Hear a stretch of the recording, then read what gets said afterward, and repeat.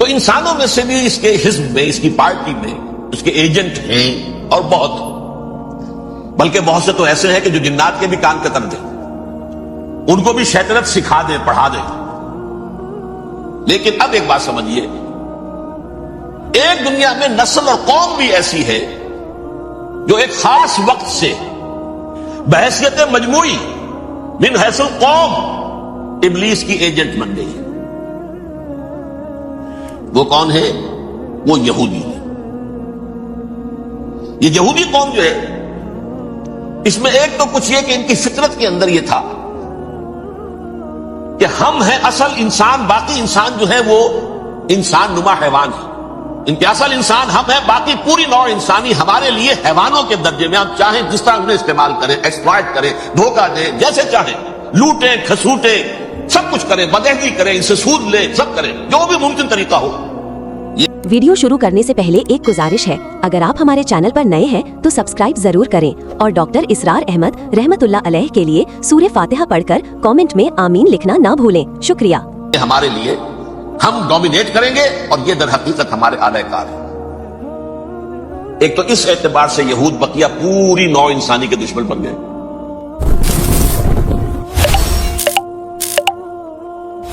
بسم اللہ الرحمن الرحیم۔ باللہ من الشیطان الرجیم، بسم اللہ الرحمن الرحیم۔ قال فبما اغويتني لأقعدن لهم صراطك المستقيم ثم لآتينهم من بين أيديهم ومن خلفهم وعن أيمانهم وعن شمائلهم ولا تجد أكثرهم شاكرين۔ وقال عز وجل كما ورد في سورة صاد قال فبعزتك لأغوينهم أجمعين إلا عبادك منهم المخلصين۔ وقال عز وجل كما ورد في سورة المائدة وقالت اليهود والنصارى نحن أبناء الله وأحباؤه۔ وقال جل وعلا كما ورد في سورة آل عمران وقالوا ليس علينا في الأميين سبيل۔ وقال عز وجل كما ورد في سورة الصف يريدون ليطفئوا نور الله بأفواههم والله متم نوره ولو كره الكافرون هو الذي أرسل رسوله بالهدى ودين الحق ليظهره على الدين كله ولو كره المشركون۔ صدق الله العظيم۔ رب اشرح لي صدري ويسر لي أمري واحلل عقدة من لساني يفقهوا قولي۔ اللهم ربنا ألهمنا رشدنا وأعذنا من شرور أنفسنا۔ اللهم أرنا الحق حقا وارزقنا اتباعه وأرنا الباطل باطلا وارزقنا اجتنابه۔ اللهم وفقنا لما تحب وترضى وتقبل منا فإنك خير المتقبلين، آمین یا رب العالمین۔ معزز حاضرین اور محترم خواتین، السلام علیکم ورحمۃ اللہ وبرکاتہ۔ ہماری آج کی اس نشست کے لیے خاصا نمایاں اشتہار اخبار میں شائع ہوا، لہذا میں سمجھتا ہوں کہ آپ سب حضرات کے علم میں ہے کہ میرا آج کا موضوع کیا ہے۔ موجودہ جو انتہائی تشویشناک عالمی صورتحال ہے، اس کا پس منظر کیا ہے، اس کے پیچھے کون سے عوامل کار فرما، اور نوع انسانی کے اصل اور مستقل دشمن کون ہے۔ گویا کہ وہ جو ایک مصرع ہے کہ کون سیاہی گھول رہا ہے وقت کے بہتے دریا میں، امن عالم جو ہے ہو سکتا ہے تہو بالا ہو جائے، کہا جا رہا ہے شاید تیسری عالمگیر جنگ شروع ہو جائے گی۔ بش صاحب کہتے ہیں 10 سالہ جنگ ہوگی۔ بظاہر تو معاملہ چھوٹا سا نظر آتا ہے، ایک آدمی اسامہ، دھان 500 آدمی، کچھ بھی نہیں۔ پھر یہ افغانستان، اگر آپ ویسے دیکھیں دنیاوی اعتبارات سے، مادی اعتبارات سے، اس کی کیا حیثیت ہے امریکہ جیسے سپریم پاور کے ساتھ، لیکن کتنا اہتمام ہو رہا ہے، مشرق و مغرب کے مسائل و ذرائع جمع کیے جا رہے ہیں، ادھر میڈیٹرینین میں، ادھر بحر ہند میں، دور تک نیگو گارسیا تک اپنے سارے اڈے جو ہے تیار کر دیے گئے، بڑے مہیم قسم کے ایئر کرافٹ کیریئرز جو ہے پہنچ گئے ہیں، وہ ہوائی جہاز جن کی شکل دیکھ کے دہشت آدمی پہ آ جاتی ہے، ان کے غول کے غول پہنچ گئے ہیں۔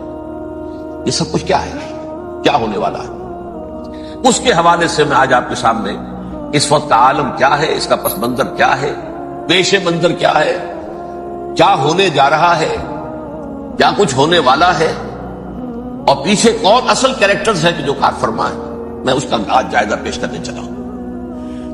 دیکھیں، سب سے پہلی بات، انسانیت کا اور نوع انسانی کا ازلی اور ابدی دشمن وہ ابلیس لعین ہے۔ یہ چونکہ چیزیں ایسی ہیں کہ جو ما وراء الطبیعات سے متعلق ہے۔ ابلیس جن ہے، جن انویزیبل ورلڈ سے تعلق رکھتا ہے، غیر مرئی جو نظر نہیں آتی۔ فرشتے انویزیبل ورلڈ سے تعلق رکھتے ہیں، غیر مرئی جو نظر نہیں آتی۔ یہ ہم جو ہے اور یہ حیوانات دنیا میں جو ہے یہ مرئی ہے، ویزیبل ہے۔ آج کا عام ذہن جو انسان کا بن چکا ہے، سائنٹزم جسے کہا جاتا ہے، سائنسی نقطہ نظر، اس کا عام لوگوں پر بھی اثر یہ ہوا ہے کہ جو انویزیبل ورلڈ ہے اس کی باتوں کی طرف توجہ نہیں کرتے۔ ہاں، عقیدہ تو ہے کہ ہے، جن بھی ہے، فرشتے بھی ہیں، لیکن کوئی ان کی اہمیت ہماری نگاہوں میں نہیں۔ ساری نگاہیں مرکوز ہے visible world, physical world. Meta physics کا تو مضمون بھی اب سمجھ رہے ہیں کہ ختم کر دینا چاہیے، یونیورسٹیز سے فلسفے کے ڈپارٹمنٹ ختم ہو رہے ہیں، کیا ضرورت ہے اس کی؟ اصل شے یہ دنیا ہے، یہ عالم ہے، یہ کائنات ہے، یہ مادہ ہے، یہ حیات انسانی، حیات دنیاوی ہے۔ اس پر میرا جو بارکت العرا مضمون تھا 1967 کے جون میں جو چھپا تھا، اسلام کی نشرت ثانیہ کرنے کا اصل کام، یہ جو عہد حاضر کی جو تہذیب ہے اس کے 3 بنیادی اصول کیا ہیں؟ خدا ہے یا نہیں ہے چھوڑو، اس بحث میں نہ پڑھو، کائنات تو ہے نا، مادہ تو ہے نا، روح کوئی شے ہے یا نہیں ہے کیا پتا، کسی نے دیکھی نہیں آئی، لہذا اس کے بارے میں گفتگو کا فائدہ کیا، وقت کا سیاح۔ عالم آخرہ کوئی ہے یا نہیں ہے کیا پتا، کس نے آ کے بتایا مرنے کے بعد، لہذا اس بحث میں نہ پڑھو، یہ عالم دنیا تو ہے نا، اٹس ویری مچ پریزنٹ، لہذا ساری توجہ اس پر صرف کرو۔ تو خدا کے مقابلے میں کائنات پر توجہ، روح کے مقابلے میں مادے اور جسم پر توجہ، حیات اخروی کے مقابلے میں حیات دنیاوی پر توجہ۔ یہ ہے اصل میں کرکس آف دی میٹر، اس تہذیب جدید کا خلاصہ ہے۔ اس اعتبار سے میں کہہ رہا ہوں کہ بعض باتیں میری آپ کو ذرا ایسی لگے گی کہ جو شاید ماحول سے کچھ زیادہ متعلق نہیں، لیکن وہ دین کی بڑی بنیادی بات ہے۔ دیکھیے، اللہ تعالیٰ نے جو مخلوقات پیدا کی ہے ان میں ایک تقسیم تو ہو سکتی ہے ذی حیات اور بغیر حیات، جاندار چیزیں اور بے جان چیزیں۔ بے جان چیزیں بے شمار، یہ تمام فلکیات، یہ پوری کائنات، یہ زمین، یہ پہاڑ، یہ شجر و حجر، کیا ہے؟ لیکن ایک ہے جاندار۔ ان جانداروں میں ایک تقسیم ہے، 2 کا تعلق غیر مرئی دنیا سے ہے، انویزیبل ورلڈز، فرشتے جو دکھائی نہیں دیتے، ان کی پیدائش ہوئی ہے نور سے۔ دوسرے جنات جو انسانوں سے پہلے پیدا کیے گئے، آدم سے پہلے، وَالْجَانَّ خَلَقْنَاهُ مِن قَبْلُ مِن نَارِ السَّمُومِ، جنات کو تو ہم بہت پہلے پیدا کر چکے تھے آگ کی نور سے، وہ بھی نظر نہیں آتے۔ تیسرے انسان اور اس دنیا میں جتنے بھی حیوانات ہیں، ان کا جو مادہ ہے وہ ارض، یہ زمین ہے، یہ مٹی سے بنے، تراب سے بنے، کرسٹ آف دی ارتھ سے بنے۔ اب ان میں ایک تقسیم ہے، ایک وہ ہے، ان تمام میں شعور تو ہے، حیوانات میں بھی شعور ہے، خود شعوری جسے کہتے ہیں سیلف کانشسنس، یہ صرف 3 میں ہے، فرشتہ، جن اور انسان۔ حیوانات میں خود شعوری نہیں، کانشسنس ہے، سیلف کانشسنس نہیں ہے۔ تھوڑی سی بات سے سمجھا دوں آپ کو، میں دیکھ رہا ہوں، آپ مجھے دیکھ رہے ہیں، کتا بھی کوئی یہاں ہوتا تو مجھے دیکھ رہا ہوتا، لیکن کتے کو مجھے دیکھتے ہوئے یہ احساس نہیں ہوتا کہ میں دیکھ رہا ہوں، یعنی کتے کو یہ احساس نہیں ہوتا کہ وہ دیکھ رہا ہے، مجھے دیکھ تو رہا ہے، اس کو میں کا احساس نہیں ہے مجھے۔ میں جب دیکھ رہا ہوں تو میں سمجھتا ہوں میں دیکھ رہا ہوں، میں ہوں کوئی شے جو دیکھ رہا ہوں، یہ خود شعوری ہے، سیلف کانشسنس۔ کسی بھی کام کو کرتے ہوئے اپنے وجود کا احساس، میرا فیصلہ ہے، میری رائے ہے، یہ ہے در حقیقت سیلف کانشسنس، انا، سیلف، خودی۔ یہ حیوانات میں نہیں ہے، یہ ہے صرف ملائکہ، جنات اور انسان۔ اب یہاں مسئلہ پڑ گیا، بڑا پرپیچ مسئلہ۔ اللہ تعالیٰ نے پہلے حضرت ملائکہ کو پیدا کیا اور انسانی ارواح کو پیدا کیا نور سے، پھر نار سے پیدا کیا، نار سے، آگ سے جنات کو، پھر مٹی سے بنایا، آدم کا حیولہ، اس میں روح پھونک دی، اب آدم بن گئے۔ اعلان یہ کر دیا کہ خلافت عرضی جو ہے وہ آدم کو عطا کی جائے. یہ پیش پڑ گیا. اس پر تھوڑا سا اشکال تو فرشتوں کو بھی ہوا. قرآن میں ہے سورہ بقرہ کے 4 رکوع میں اتجعل فیہا من یفسد فیہا ویسفک الدماء ونحن نسبح بحمدک ونقدس لک. پروردگار اس آدم کو تو خلافت دے رہا ہے, زمین کے اندر اختیار دے دے گا, یہ تو فساد کرے گا, خوریزی کرے گا, ہم تیری تسبیح و تحمید میں لگے ہوئے ہیں, جو بھی حکم ہو ارشاد ہو ہم بجا لاتے ہیں, تو ضرورت کیا ہے؟ اس کا جواب اللہ نے دیا انی اعلم ما لا تعلمون, میری مشیت میری حکمت وہ میں ہی جانتا ہوں, ضروری نہیں کہ تم اس کو شیئر کر سکو. لیکن یہ جنات میں سے ایک جن تھا عزازیل. اب دیکھیے کہ جنات کو ایک قرب حاصل ہے ملائکہ کے ساتھ. کیوں؟ وہ نور سے پیدا کیے گئے, یہ نار سے پیدا کیے, کتنا قرب ہے دونوں میں. انسان پیدا کیا گیا مٹی سے, مٹی انرٹ ہے, آگ بھڑکتی ہے, اوپر اٹھتی ہے, شعلہ زن ہوتی ہے, انرجی ہے اس میں. نور اور نار میں بڑا قرب ہے. اور عربی کے ایک قاعدے سے تو یہ ایک ہی لفظ ہے, مادہ ایک ہی ہے, حروف علت جو ہے ایک دوسرے کی جگہ آ جاتی ہے. یہ قرب ہے. اگرچہ زمین و آسمان کا فرق ہے دونوں. فرشتہ نور سے پیدا کیا گیا ہے, وہ پاک ہے, وہ اللہ کے کسی حکم کی خلاف ورزی کر ہی نہیں سکتا. لا یعصون اللہ ما امرہم ویفعلون ما یؤمرون. وہ جو بھی اللہ تعالیٰ حکم دیتا ہے اس کی کوئی معصیت یا نافرمانی نہیں کرتے, بلکہ جو حکم لیا جاتا مان لیتے. ذرا سا اشکال ہوا تھا, پوچھ لیا, جواب مل گیا, خاموش ہو گئے بس. لیکن عزازیل نامی ایک جن تھا جو ایک تو جن ہونے کی نسبت سے فرشتوں سے کچھ نہ کچھ مماثلت تھی, قرب تھا. دوسرے یہ علم میں, زہد میں, عبادت میں اتنا اونچا تھا, اتنا اونچا تھا, اتنا اونچا تھا کہ یہ ملائکہ ہی کے صف میں شامل ہو گیا.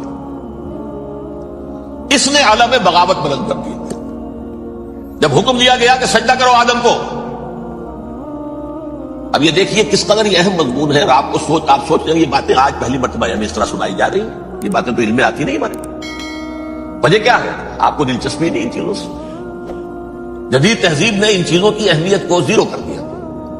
قرآن میں اہمیت کا کیا عالم ہے؟ 7 جگہ یہ مضمون قرآن میں آیا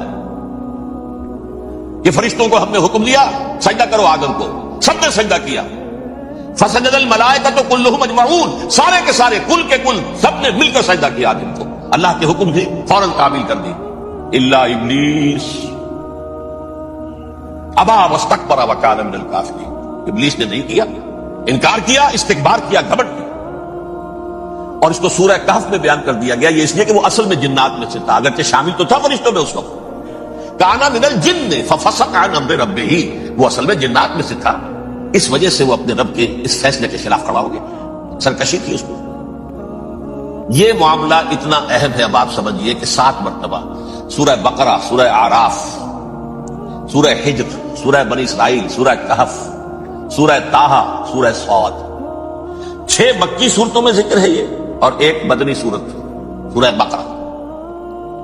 ان میں سے اکثر مقامات پر پھر جب اللہ نے کہا کہ اچھا تم نے یہ سرکشی کی ہے اور ہمارے حکم کی خلاف ورزی کی ہے تو یہاں سے نکل جاؤ, دفع ہو جاؤ, تم مردود ہو, مردود ملعون. ان علیک لعنتی الی یوم الدین, اب تجھ پر لعنت رہے گی میری قیامت کے دن. اس نے کہا اچھا پروردگار پھر مجھے ذرا مہلت دے دے, رب فانظرنی الی یوم یبعثون, قیامت تک میری زندگی طویل کر دے.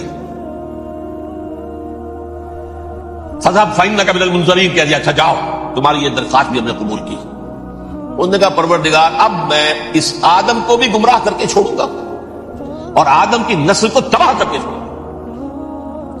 انتہائی شدید چیلنج کے انداز میں یہ قرآن مجید میں 4-5 مرتبہ مضمون آیا. میں نے صرف 2 جگہ سے آپ کو کوٹ کر کے سنایا تھا.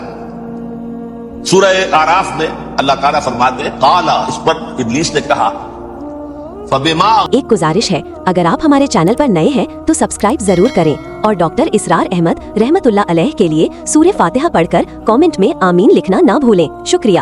ویتنی, تو اے رب جو تو نے مجھے گمراہ کیا ہے, مجھے دلیل کر دیا, مجھ پر فوقیت دے دی اس کو. انا خیر منہ, میں اس سے بہتر ہوں. خلقتنی من نار وخلقتہ من طین, بنایا تو نے مجھے آگ سے اور اس کو بنایا مٹی سے. پھر مجھ سے مطالبہ کہ میں سجدہ کروں, اور میں نے سجدہ نہیں کیا تو اب تو نے مجھے ملعون قرار دے دیا. قال فبما اغویتنی لاقعدن لهم صراطک المستقیم, اب میں یہ نسل آدم کے لیے اس کو برباد کرنے کے لیے تیری سیدھی راہ کے اوپر گھات میں بیٹھوں گا، سیدھے راستے پر چلنے نہیں دوں گا.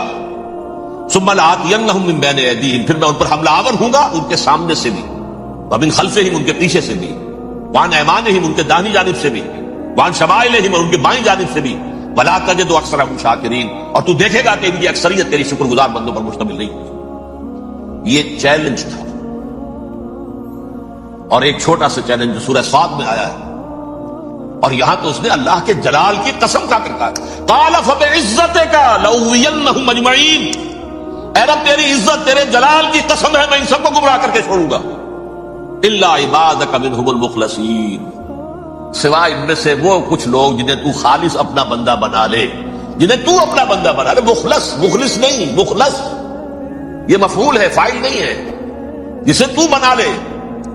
بعض لوگوں کو اللہ چن لیتا ہے، وہ اجتباکم، تمہیں چن لیا ہے. استفاء، اجتباء، بس وہ بچیں گے جن کو تو اپنی خاص امان میں لے لے گا، باقی میں سب کو گمراہ کر کے چھوڑوں گا. یہ ہے اصل دنیا میں نوع انسانی کا ابدی دشمن، ازلی سے ابدی تک. اور اس پہ نوٹ کیجئے کہ اس کی اصل بنیاد کیا ہوئی؟ دو لفظ، تکبر اور حسد. استکبرا، تکبر کیا، انا خیر منہ، میں اس سے بہتر ہوں. یہ ساری بس کی گانٹھ یہی ہے، سب سے بڑی گمراہی کی وجہ یہی ہے. اسی لیے کہا ہے حدیث میں لن يدخل الجنہ من کان فی قلبہ مثقال حبۃ من کبر، جنت میں ہرگز وہ شخص کبھی بھی داخل نہیں ہو سکے گا جس کے دل میں رائے کے دانے کے برابر بھی کبر ہے. تکبر سب سے بڑا جرم. الکبر ردائی، اللہ فرماتا ہے یہ تکبر یہ تو میری چادر ہے. کوئی شخص تکبر کرتا تو گویا میری چادر گھسیٹ رہا ہے میرے کندھے سے. عرب میں کسی شخص کی توہین کرنی ہوتی تھی تو اس کی چادر گھسیٹتے تھے، ننگا کر دیا گویا. یہ میری ردائی ہے، الکبر ردائی، یہ میری چادر ہے، یہ جامہ مجھے زیب دیتا ہے، مجھ پر راستہ تھا. اور حسد، آدم کو جو برتری عطا ہو گئی اس حسد کی آگ میں وہ جل گیا اور اس کا انتقام لینا چاہتا ہے. آدم سے بھی، آدم کو بھی گمراہ کیا، جنت سے نکلوایا. ویسے نکلنا تو انہیں تھا ہی مشیت اذنی میں، لیکن فوری طور پر اللہ کے حکم کی خلاف ورزی تو کروائی نا. فعصى آدم ربہ فغوى، آدم نے اپنے رب کے حکم کی نافرمانی کی اور گمراہ ہوا عارضی طور پر. یہ دوسری بات ہے، توبہ کر لی، اللہ نے توبہ قبول فرما لی، معاف کر دی. کوئی مستقل جو ہے وہ نسل انسانی پر اس گناہ کا اثر متوارث طور پر نہیں آ رہا، ختم ہو چکا معاملہ، ہوا تھا ہو گیا. فتلقى آدم من ربہ کلمات فتاب علیہ انہ هو التواب الرحیم.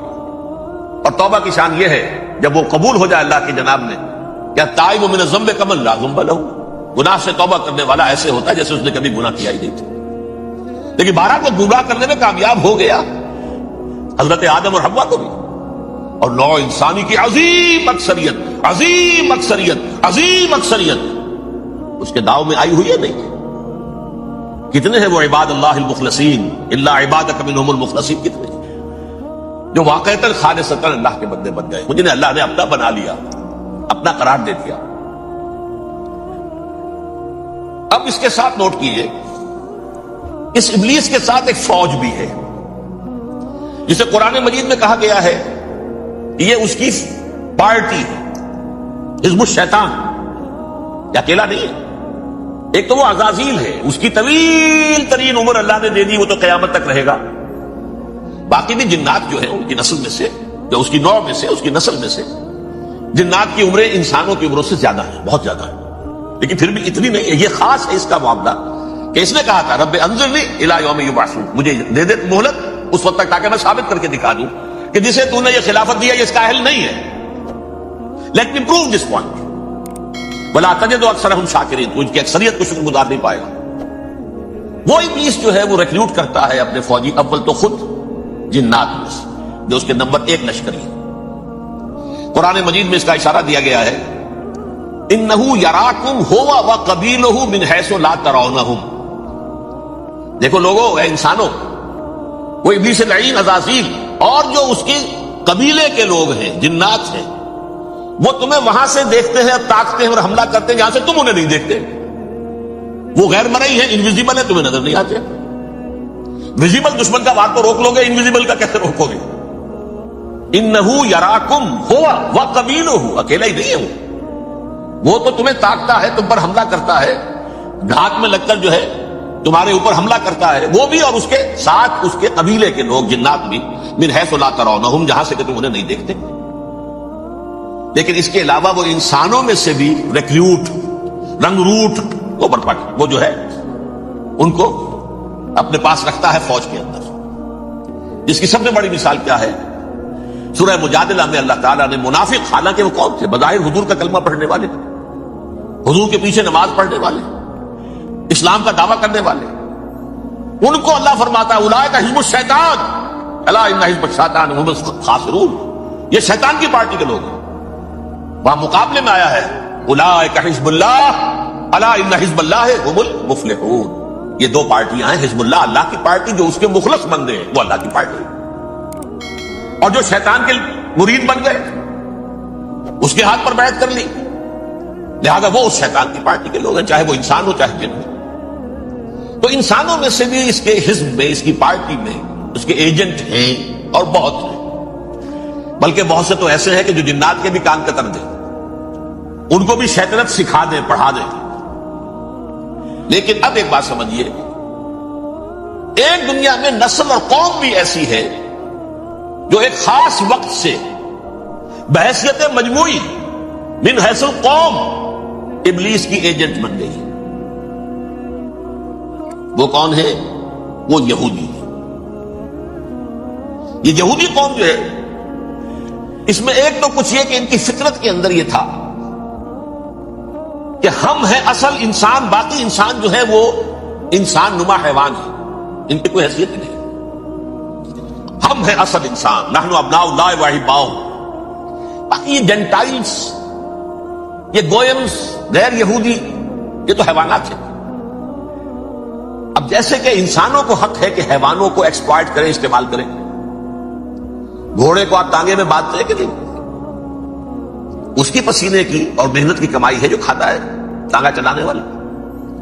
البتہ یہ ضرور ہے کہ چونکہ اگلے روز پھر جوتنا ہے تو کچھ نہ کچھ تو اسے بھی کھلائے گا نا، اپنی کمائی میں سے کچھ دانے کھلائے گا، کچھ اور گھاس دے گا، یا بیل کو جوتنا ہے ہل میں تو کچھ نہ کچھ اس کو دینا ہوگا کھانے کو، لیکن پھر اسے استعمال کرنا۔ تو ان کا مستقل قول یہ ہے کہ اصل انسان ہم ہیں، باقی پوری نوع انسانی ہمارے لیے حیوانوں کے درجے میں، ہم چاہیں جس طرح انہیں استعمال کریں، ایکسپلائٹ کریں، دھوکہ دیں، جیسے چاہیں لوٹیں کھسوٹیں، سب کچھ کریں، بدہضی کریں، ان سے سود لیں، سب کریں، جو بھی ممکن طریقہ ہو، یہ ہمارے لیے، ہم ڈومینیٹ کریں گے، اور یہ در حقیقت ہمارے اعلی کار ہے۔ ایک تو اس اعتبار سے یہود بقیہ پوری نوع انسانی کے دشمن بن گئے۔ قرآن مجید کی وہ آیت بھی میں نے آپ کو سنائی ہے، وَقَالُوا لَيْسَ عَلَيْنَا فِي الْأُمِّيِّينَ سَبِيلٌ، یہ امیین کہتے تھے نا ان کو، جو غیر یہودی ہیں، کیونکہ ان کے پاس کتاب تھی، تورات تھی، اور کتاب نہیں تھی کسی کے پاس، لہذا یہ ان پڑھ ہے، پاگل ہے، جاہل ہے، امی ہے، ہم ہیں صاحب کتاب، ہمارے پاس شریعت، ہمارے پاس کتاب، یہ لوگ ان پڑھ ہیں، جاہل۔ لَيْسَ عَلَيْنَا فِي الْأُمِّيِّينَ سَبِيلٌ، ان امیین کو ہم لوٹیں کھسوٹیں، دھوکہ دیں، فریب سے جو کریں، چوری کریں، ڈاکہ ڈالیں، جیب کے قطرے، جس طرح بھی کریں ہمارے لیے جائز ہے، ہمارے اوپر کوئی گرفت نہیں ہوگی۔ اللہ تعالیٰ ہم سے یہ نہیں پوچھے گا تم نے جھوٹ کیوں بولا تھا اس کے ساتھ، تم نے وعدہ خلافی کیوں کی تھی اس کے ساتھ، تم نے کیوں دھوکہ دیا تھا اس کو، تم نے کیوں اس کا مال جو ہے غبن کر لیا تھا، ہڑپ کر لیا، نہیں، ہم پر پوچھ نہیں ہے۔ اس اعتبار سے ایک تو یہ انسانیت کی دشمنی ان کی گھٹی میں پڑ گئی، اس غلط خیال کی وجہ سے ہم تو بخشے بخشائے ہیں، we are the chosen people of the Lord, ہمیں تو اللہ اگر جہنم میں داخل بھی کرے گا تو صرف چند دن، لن تمسنا النار الا ایاما معدودات، باقی اصل میں تو ہم تو اللہ کے پسندیدہ، نحن ابناء اللہ و احباؤہ، اس کے بیٹوں کے مانند بڑے چہیتے ہیں، لاڈلے ہیں۔ یہ باقی دنیا، باقی انسان ہماری چراہ گاہ ہے، جیسے چاہے چرے، جس طرح چاہے ہڑپ کر لیں۔ یہ تو ان کا پہلے سے مستقل معاملہ تھا، لیکن اس کے بعد ان کی تاریخ میں ایک دور وہ آیا جب حضرت مسیح علیہ السلام ان میں مبعوث کیے گئے۔ یہ 1400 سالہ تاریخ کا کلائمیکس ہے یہود کی۔ جب کتاب انہیں دی گئی تھی تورات حضرت موسیٰ کے ذریعے، وہ 1400 قبل مسیح کا واقعہ ہے۔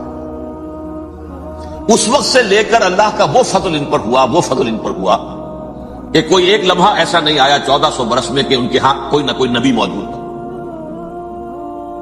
یہ تار ٹوٹا ہی نہیں، 2 سے شروع ہوا، موسیٰ ہارون علیہ السلام، اور 1400 برس کے بعد پھر آخری 2 ہیں، عیسیٰ اور یحییٰ علیہ السلام۔ یوں سمجھ لیجئے، اور اس کے درمیان یہ تار ہے، اور اس تار میں کوئی ایک لمحہ ایسا نہیں آیا کہ کوئی نبی موجود نہیں۔ اس میں اتار چڑھاؤ بہت سے آئے ہیں، اس کا وہ میرا موضوع نہیں ہے اس وقت۔ قبل مسیح کی تعریف جو ہے وہ میرا موضوع نہیں ہے۔ قرآن مجید میں سورہ بنی اسرائیل کے پہلے رکوع میں اس کا تذکرہ موجود ہے۔ وَقَضَيْنَا إِلَىٰ بَنِي إِسْرَائِيلَ فِي الْكِتَابِ لَتُفْسِدُنَّ فِي الْأَرْضِ مَرَّتَيْنِ وَلَتَعْلُنَّ عُلُوًّا كَبِيرًا، 2 مرتبہ ان پر عذاب کے کوڑے برسے، پہلے اشوریوں کے ذریعے سے جو شامی تھے، سیرینز اشوری کہلاتے، پھر بابلیوں کے ذریعے سے یعنی عراقیوں کے ذریعے سے، بیبیلونیا نام تھا عراق کا پہلے، ان پر بہت بڑی بڑی تباہیاں آئی، اللہ تعالیٰ کی طرف سے عذاب آئے۔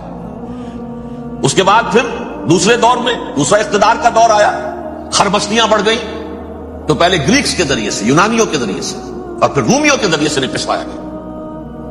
یہ دور گزر چکے تھے ان پر، 2 عروج کے دور اور 2 زوال کے دور۔ بڑی چھوٹی سی کتاب ہے، تنظیم اسلامی کا تاریخی پس منظر، 6-7 روپے کی ہوگی، اس کو آپ دیکھیں گے تو اس میں اس کا پورا نقشہ آپ کو مل جائے گا۔ ویسے تو یہ کہ میری جو ذرا بڑی کتاب ہے، سابقہ اور موجودہ مسلمان امتوں کا ماضی، حال اور مستقبل، اس میں میں نے ان معاملات کو بڑی تفصیل سے بحث کی تھی۔ بہرحال یہ جو دور تھا ان کا 1400 سالہ، وہ اونچ نیچ سے ہوتا ہوا جب آیا ہے حضرت مسیح کی بعثت پر، تو ان کی شرارت کی انتہا یہ ہو گئی کہ اللہ تعالیٰ نے مسیح کو رسول بنا کر بھیجا، رسولاً الی بنی اسرائیل۔ حضرت موسیٰ اور حضرت عیسیٰ کے درمیان رسول کوئی نہیں ہے، سب نبی ہیں۔ حضرت موسیٰ رسول تھے اور حضرت عیسیٰ رسول، درمیان میں داؤد ہو، سلیمان ہو، یسعیاہ ہو، زکریا ہو، یہ سب نبی ہیں، یحییٰ نبی ہے، رسول نہیں ہے، لہذا وہ شہید کر دیے گئے۔ رسول شہید نہیں ہو سکتا، قتل نہیں ہو سکتا۔ لیکن عیسیٰ اور موسیٰ کے درمیان 1400 برس ان کے جو ہیں، اس کا کلائمیکس ہے حضرت مسیح علیہ السلام کی بعثت، اور حضرت مسیح علیہ السلام کو جسے اللہ نے اپنی روح قرار دیا، روح منہ، کلمتہ القاہا الی مریم، اللہ کا کلمہ، عظیم ترین معجزات۔ انہوں نے کیا کہا؟ یہ ولد الزنا ہے، حرام زادہ ہے، معاذ اللہ، نقل کفر نباشا، یہ جادوگر ہے، یہ مرتد ہے، یہ واجب القتل۔ اصل حکومت اس وقت رومیوں کی تھی حکومت، لیکن انہوں نے انہیں آٹونومی دے رکھی تھی، اپنے مذہبی معاملات تم خود طے کر سکتے ہیں۔ تو قائفاس جو اس وقت کا ان کا ہیڈ ربائی تھا سب سے بڑا، اس کی عدالت نے فیصلہ کیا مسیح کو سولی چڑھا دیا جائے۔ پائلیٹس پونٹس اس کے پاس ان کی ارزداشت پہنچ گئی، یہ ہمارا مجرم ہے مذہبی، یہ مرتد ہے، یہ کافر ہے، یہ جادوگر ہے، یہ واجب القتل ہے، اسے قتل کرو، سولی چڑھا دو۔ خیر وہ لمبی بات ہو جائے گی، اس نے تو اپنے ہاتھ دھوئے کہ صاحب ہمارے پاس کوئی جرم نہیں ہے اس کے خلاف، تم کہتے تو ٹھیک ہے سولی چڑھا دیتے۔ یہ دوسری بات ہے کہ اللہ نے حضرت مسیح کو اٹھا لیا آسمان پر، ان کی جگہ وہ شخص سولی چڑھا جس نے غداری کر کے گرفتار کروایا تھا، جوڈاس اسکیریوٹ، اس کی شکل اللہ نے بدل دی حضرت مسیح کی سی، اور حضرت مسیح کو فرشتے اٹھا کے اوپر لے گئے، وہ زندہ آسمان پر اٹھا لیے گئے۔ اور یہ ساری تفاصیل نہ قرآن میں ہے نہ حدیث میں ہے، یہ انجیل میں ہے، لیکن انجیل کون سی؟ برنباس کی انجیل، gospel of the Lord according to saint Barnabas. یہ حواریین مسیح میں سے تھے، لیکن عیسائی ان کو تسلیم نہیں کرتے، ان کی بائبل کو صحیح نہیں مانتے، کینونیکل نہیں مانتے۔ 100 انجیلیں تھی، 104 تھی، جن میں سے 4 چنی ہیں انہوں نے، یہ بتی اور جان اور مرکس مارکس، یہ ہے، یہ 4 انجیلیں ہیں، انہوں نے تسلیم کی کہ یہ کینونیکلز ہیں، یہ تو ہے حقیقی، باقی جو ہے 100 اس کو وہ تسلیم نہیں کرتے۔ ان میں سے ایک ہے یہ برنباس، اس میں یہ تفصیل ہے کہ اللہ تعالیٰ نے اس شخص کی، جوڈاس کی، یہودا جوڈاس اس کو انگریزی میں کہتے ہیں، اس کی شکل بدل دی حضرت مسیح کی سی، وہ گرفتار ہوا، وہ سولی چڑھا، وہ غدار تھا، غداری کی سزا اسے ملنی تھی، وہ مل گئی۔ حضرت مسیح کو فرشتے 4 اٹھ رہے ہیں، جس کوٹڑی میں حضرت مسیح مقیم تھے، ایک باغ کے اندر وہ کوش تھے، اس کی چھت پھٹی ہے، 4 فرشتے آئے ہیں، حضرت مسیح کو اٹھا کر لے گئے ہیں، چھت برابر ہو گئی ہے، اس کے بعد وہ شخص پکڑا گیا۔ بہرحال حضرت مسیح کو اللہ نے اٹھا دیا آسمان۔ لیکن وہ دن ہے کہ اس قوم کو اب مغضوب علیہم قرار دے دیا۔ نوٹ کر لیجیے، اصل میں تو ہونا یہ چاہیے تھا کہ رسول کی جان کے در پہ جب کوئی امت ہو جاتی تھی تو اللہ کا قاعدہ یہ تھا کہ اس امت کو نسیہ منسیہ کر دیا جائے۔ حضرت نوح کی قوم کو ختم کیا یا نہیں؟ حضرت ہود کی نگاہوں کے سامنے قوم عاد برباد کی گئی یا نہیں؟ حضرت صالح کی نگاہوں کے سامنے قوم سمود برباد ہوئی، یہ اللہ کا قاعدہ رہا۔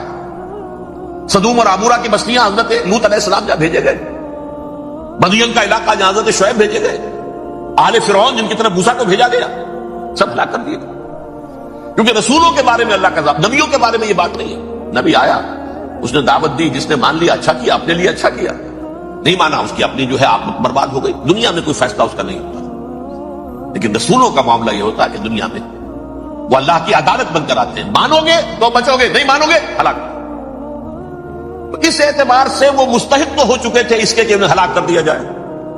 اب اللہ کی کوئی خصوصی مشیت ہے، اس میں کیا حکمت ہے، وہ ہے ایک حکمت میں بعد میں اگر وقت ہوا تو بتاؤں گا. فیصلہ یہ کیا اللہ نے کہ حضرت مسیح کو تو اٹھا لیا زندہ، اور ان کی رسی ابھی مزید دراز کر دی کہ ان کو ابھی مہلت دے دی کہ تمہیں آخری استیصال، جس کو عذاب اکبر کہتا ہے قرآن. سورہ سجدہ جو حضور ہر جمعے کی پہلی رکعت میں فجر میں پڑھتے تھے، وَلَنُذِيقَنَّهُم مِّنَ الْعَذَابِ الْأَدْنَىٰ دُونَ الْعَذَابِ الْأَكْبَرِ لَعَلَّهُمْ يَرْجِعُونَ. چھوٹے چھوٹے عذاب اور ایک بڑا عذاب، جبکہ قوم بالکل برباد، نسیم منسیہ، کأن لم یغنوا فیہا، ایسے ہو جائیں جیسے کوئی تھے ہی نہیں آبادیاں. لا یرا الا مساکنہم، اب ان کے مسکن نظر آتے، مکین نظر نہیں آتے. یہ عذاب اکبر جو ہے وہ ان پر نہیں آیا، حالانکہ وہ مستحق ہو گئے تھے اسی وقت. اس کو یوں سمجھیے کہ کسی شخص کو پھانسی کا حکم تو ہو جائے، ایگزیکیوشن نہیں ہوتا ہے. کئی سال گزر جاتے ہیں پڑے ہوئے اور معاملات جو ہیں وہ چلتے رہتے ہیں. یہ معاملہ ہوا اس کے ساتھ، ورنہ یہ مستحق ہو چکے تھے آخری بربادی تباہی کے عذاب استیصال، جڑ سے کاٹ دینے والا عذاب. وہ آ سکتا تھا ان پر اسی وقت، لیکن اللہ نے ان کی مہلت دراز کی. لیکن اس کے بعد اللہ نے ان کو ایک اور موقع دیا. 600 برس بعد حضرت مسیح کے محمد الرسول اللہ صلی اللہ علیہ وسلم کی بعثت کی.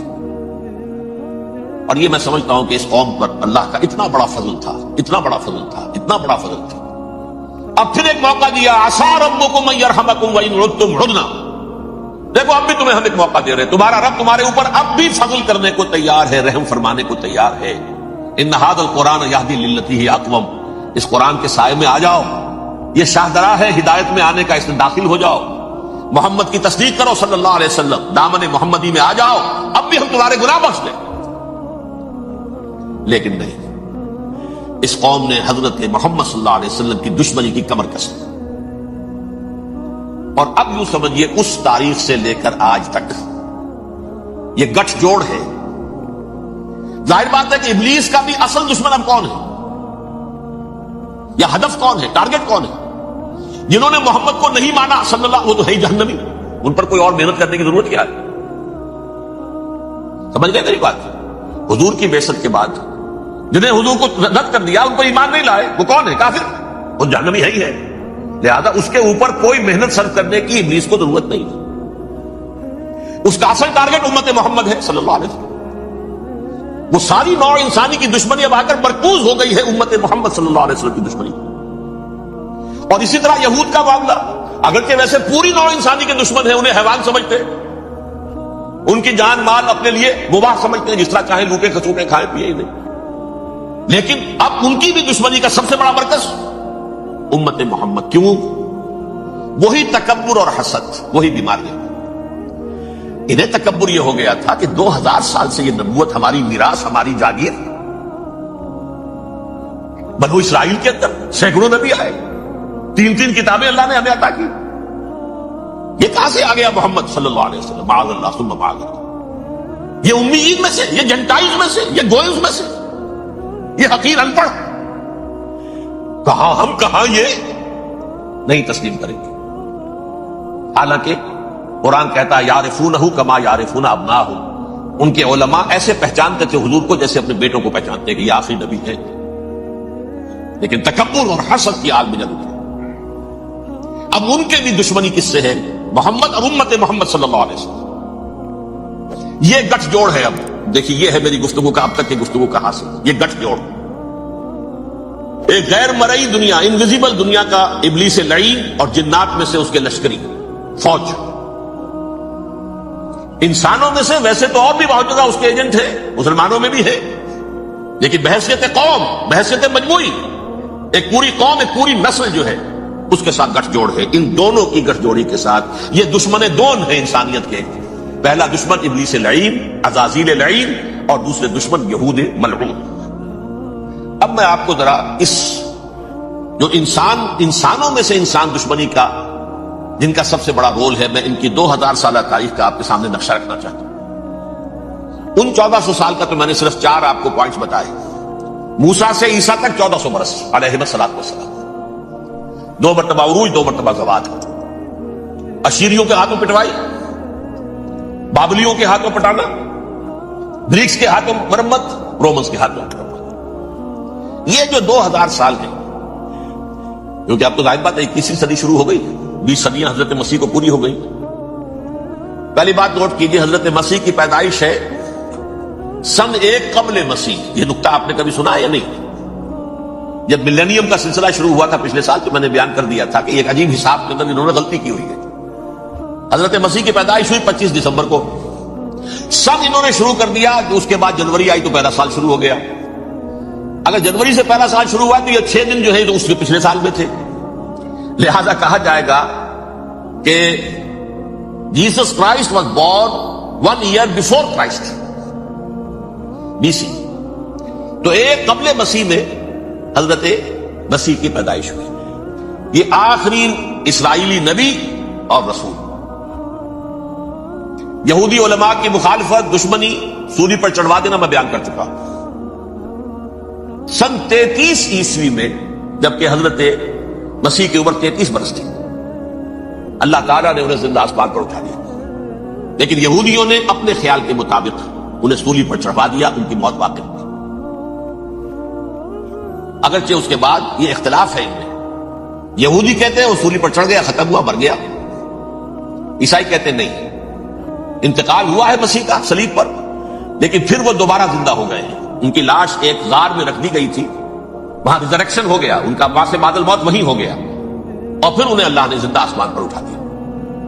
تو ہمارے اور عیسائیوں کے درمیان نوٹ کر لیجیے، یہ چیز مشترک ہے کہ حضرت مسیح آسمان پر زندہ اٹھائے گئے. فرق کیا ہے؟ وہ سمجھتے ہیں کہ سولی دیے گئے، سولی پر مرے، پھر زندہ ہوئے، پھر گئے. ہم سمجھتے ہیں کہ نہیں، وما صلبوہ وما قتلوہ، انہوں نے نہ صلیب دے سکے انہیں اور نہ انہیں قتل کر سکے، بل رفعہ اللہ الیہ، اللہ نے اٹھا لیا. پھر ہمارا اور یہ اس کا عیسائیوں کا ایک اور اتفاق ہے، سیکنڈ کمنگ آف جیسس، حضرت مسیح دوبارہ آئیں گے. یہ عیسائیوں کا بھی عقیدہ ہے اور ہمارا بھی. بہرحال تو جیسا کہ میں نے عرض کیا کہ اس وقت یہ عذاب استیصال، عذاب اکبر کے مستحق ہو چکے تھے، لیکن اللہ نے ان کی مدت دراز کی ہے. لیکن ان پر دنیاوی عذاب کا ایک کوڑا جو ہے اللہ تعالی کی طرف سے اسی وقت برسا. دنیاوی عذاب دنیا میں رہتے ہوئے ختم نہیں کیا. 37 برس بعد حضرت مسیح کے رفع سماوی کے 37 برس بعد سن 70 میں یہودیوں نے بغاوت کی رومیوں کے خلاف. رومی ٹائٹس جنرل تھا ایک، اس نے پھر جو حملہ کیا ہے 1,33,000 یہودی ایک دن میں قتل کیا یروشلم میں، اور ہیکل سلیمانی گرا دیا. وہ ہیکل پہلے بھی گرا تھا، پہلے 1400 سال کے دوران میں بھی نبوکدنضر نے گرایا تھا، لیکن پھر اس کے 150 سال بعد انہوں نے دوبارہ بنا لیا تھا، اس لیے وہ اسے سیکنڈ ٹیمپل کہتے ہیں. پہلا ٹیمپل جو حضرت سلیمان نے بنایا تھا نبوکدنضر نے گرا دیا 587 قبل مسیح میں، پھر دوبارہ انہوں نے 150 سال کے بعد بنا لیا. وہ اس تاریخ کا حصہ ہے میں نے جس کے بارے میں آپ کو تفصیل نہیں بتائی. اس میں یہ ہوا سن 70 میں وہ گرا دیا گیا، وہ آج تک گرا پڑا ہوا ہے. نمبر 2 یہ کہہ دیا گیا کہ یہودیوں اس ارض فلسطین سے نکل جاؤ، تم یہاں نہیں رہ سکتے. لہذا جس کا جہاں سینگ سمایا چلا گیا.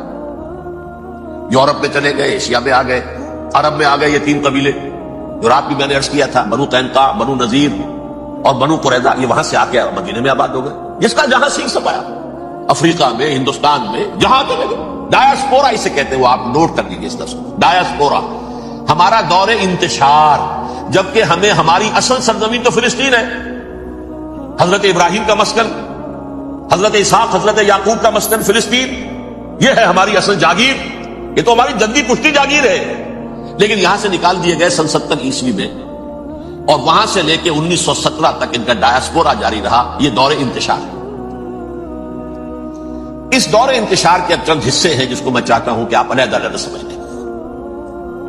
دور انتشار کا جو پہلا جو ہے تقریباً 300 برس رومی حکمران تھے. وہ یہودیوں کے بھی دشمن تھے اور عیسائیوں کے بھی دشمن تھے. عیسائی اور یہودی ایک دوسرے کے بھی دشمن تھے، لیکن رومی سمجھتے تھے کہ یہ ایک ہی تھیلی کے چٹے بٹے ہیں. رومیوں کے نزدیک عیسائی بھی یہودیوں ہی کا ایک فرقہ تھے، کوئی علیحدہ مذہب تو تھا ہی نہیں. لہذا رومی جو ہیں رومنز، وہ ان دونوں کو ستاتے تھے، مارتے تھے، اور یہ آپس میں لڑتے تھے. یہودی عیسائیوں کو مارتے تھے، عیسائی یہودیوں کو مارتے تھے. یہ ہے 300 برس تک کی تاریخ. سن 300 عیسوی میں کیا ہوا؟ ایک معجزہ ہو گیا. بہت عظیم ایمپرر کانسٹینٹائن، قسطنطین اعظم، رومن ایمپررز میں سے بہت بڑا ایمپرر، وہ عیسائی ہو گئے. اب تو معاملہ بالکل تلپٹ ہو گیا، پوری سلطنت عیسائی ہو گئی. اب عیسائیوں کے عیش ہو گئے اور یہودیوں پہ مار پڑنی شروع ہوئی. اب عیسائیوں کا آپ خود سوچئے کہ جنہیں وہ خدا بنا بیٹھے ہیں، خدا کا بیٹا قرار دے رہے ہیں، ان کے قاتل کون؟ یہودی بدماش. لہذا ان کی وہ پٹائی شروع ہوئی ہے یورپ میں، پوری رومن امپائر میں انہیں ذلیل کیا گیا. شہروں میں آمد بند، علیحدہ رہو، گھیٹوز کے اندر رہو. یہودی کا نام جو ہے وہ گالی بن گیا، جیسے آج بھی یہودی گالی کہتے ہیں، جیسے خنزیر کا لفظ. وہ بھی اللہ کی مخلوق ہے، لیکن آپ کو معلوم ہے کوئی شخص زبان پہ نام نہیں لانا چاہتا خنزیر کا، سور کا. ہے تو مخلوق، وہ بھی ایک حیوان ہے. ایسے ہی ہے یہودی گالی، جھوٹ گالی. لہذا ایک طرف تو ان دونوں کے درمیان دشمنی، جس کو قرآن کہتا ہے وَأَغْرَيْنَا بَيْنَهُمُ الْعَدَاوَةَ وَالْبَغْضَاءَ، ہم نے ان کے مابین دشمنی جو ہے پیدا کر دی. اور جب یہ پوری سلطنت عیسائی ہو گئی تو قافیہ تنگ ہو گیا یہودیوں کا. اب آئیے 571 عیسوی، یعنی جبکہ ڈائسپورا کو کتنا عرصہ ہو چکا تھا؟ 500 برس. سن 70 سے شروع ہوا ڈائسپورا، جب ٹائٹس نے گرایا ہے ہیکل کو اور نکال باہر کیا انہیں فلسطین سے. بھاگ جاؤ، یہاں ایک یہودی بھی نہیں رہے گا، فلسطین سے نکال دیا. اس کے پورے 500 برس بعد سن 571 عیسوی میں حضور کی پیدائش ہوئی، ولادت باسعادت محمد رسول اللہ صلی اللہ علیہ وسلم.